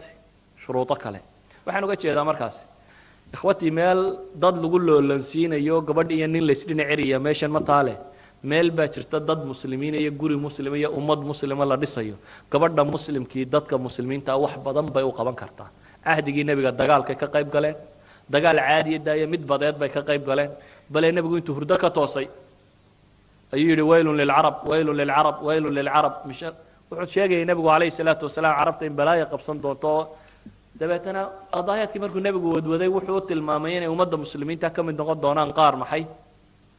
badda ka jihaadi doona haweenay ag fadhiday muxaram oo gurigeeda jooga ag fadhiday ayaa tiri ilaahay rasuulkiisa igu duceeyna kuwa ka mid noqdo ustul bahriga ina raacaba ileedo ka dagaal galo ilaahay rasuulkiisa kuwa igu ducee anta minhum bu nabigu ku yiri qobros bay ku geeriyootay wasaxaabiyad waxay nabiga weydiisanaysaa ustul bahriga ina raacdo amiirul muuminiin baa guursaday dabeetana ciidankii bay raacday dabeetana xagga iyadoo jihaad lagu socdo ayuu axad saxaaba yiri ya rasuulullaahi bal mutalxa ay halkay maraysaayo toorayar bay hoosta ku sidataa buu yiri jihaad baa lagu socdaa markaasuu nabigu intuu qoslay buu yiri maxaad ku falaysaa gaal baan sleebay tiin halka kaga jeex jihaad baa loo socdaa midideeda iyana sidataa waxay leedahay waxa sleebay mid gaal aad ugu soo dhawaado aad halka kaga jeexday umma bay hayeen dadka kamida laakiin sidan la isu hoos eriyayo maaha iyo sidan loo loolansiinayo ninku kan haduu qabto gabadhu kan ma qaban kartaa maaha kaasi waa mid sida dadka badhay meel yaro fog la rabaana ma aha aqliyada idinku wax ku qiyaasaysana waa aqliyada halkan taale mujtamacan loolamayo waxa kan ma qaban kartaa war suuradan buu ka gadisay mujtamaca muslimka ya awalan kana suuradii mujtamaca muslimka uu lahaa dabeetana eega dumarku waxay qabtaan iyo raggu waxay qabtaan cidina isma qabsan jirin cid walibana xuquuqdeeda way haysatay wallahu a'lam جزا الله خيرا سؤاشنا waxa uu leeyahay qoruhu assalaamu alaykum wa rahmatullahi wa barakatuh sheekh bal waxa nooga warbixin naga siisaa dacwada iyo ducaada iyo dhibka ka dhacay maarta gobolka waqooyi galbeed ee Soomaaliya iyo waliba maarta arimihii ka dhacay magaalada Burco iyo sida maarta yacan ducaadu ay uga qayb qaateen macnaha arintaas inay damiyaan dhibta ka dhacday waa dhibta ummadan isku midabkii afka sheegata meel kasta ay joogtaba iska haysta waa maasaadkaasi ah nadwa siyaasiyadii shalay lagu sheegay fi ay yaro masaalix leh inay dad isku tunto fi ay yar oo masaalix gaar leh inay intay shaadar u gashadaan dadka ay isku tumaan dabeetana waa shacab muslim oo la isku tumay dabeetana birta iska aslay dhibaato aad u badan ina ka dhex dhacday wadaadadu ummad gaaro oo si gaar ah looga warramo maaha muslimkaasi ka mid ahaayeen wixii muslimka ku habsaday un baa kula habsaday wax gaaro iyagoo wadaadnimo loo dilayna ma jirto iyo wax wadaad la yiraahdo iyaga la eriyanayay laakiin wuxuu bay ka mid ahaayeen madaaficdii magaalooyinka lagu qasay dadkii wixii ku dhintay iyo wixii ku dhaawacmay ayuun bay ka mid ahaayeen nisba iyaga u gaari ma jirto waa nisbadii bulshada ay ka mid ahaayeen way ka mid ahaayeen waa jirtaa dad waaweyn oo culamadii marmuuqiinta ahaa ee laga yaqaanay bal raggii tafaasiirta iyo culuumul xadiid iyo culuumul fiqiga ka dhigi jiray rakamida ku geeriyooday cabdiraxmaan axmed yaasiin raximahullah shaab raggii ugu mudnaa ee degana gobolada tan aan odhan karana walaa nuzaki cala allahi axada dadkii ugu aqoonta badnaa baanu ka mid ahaa waa ka mid dadka muslimiinta ee meesha lagu laayay madfac baa ku dhacay dabeetana wuu dhintay dad badan oo kale oo abriye ana way dhinteen waxaana ku dhinteen waxa la isweydweydaarinaya la isku afuufayay xaq iyo xaqaba loo afuufayay dadka muslimiinta ana waa shaqo u taala inay dadka muslimka dhibta ka feedaan inay isku dayaan inay islaax ka dhex raadiyaan inay isku dayaan naf muslim oo bixi lahayd inay joojiyaan waxa laga yaabaa dadka inay dawlad islaamiga goorma imanaysaa waxa uma ka fikiraan laakiin qofka muslimka agtiisa ku baqtinaya in badan kama fikiraan iyo say u badbaadin kari lahaayeen dad muslimiin oo istilaya inay kala joojiyaan in badan kama fikiraan ilaahay wuxuu leeyahay subxaanahu wa ta'aala innamal mu'minuuna ikhwa faaslihu baynahuma wa in taa'ifataani min almu'miniina iqtatalu haday laba kooxood oo mu'miniinta ka mid istilaan war dhex galaba ilaahay yiri oo hagaajiya dhexdooda meel kastaba ha joogaan badbaadintoodu dad weydiinayso dowrkaad ka qaadan karto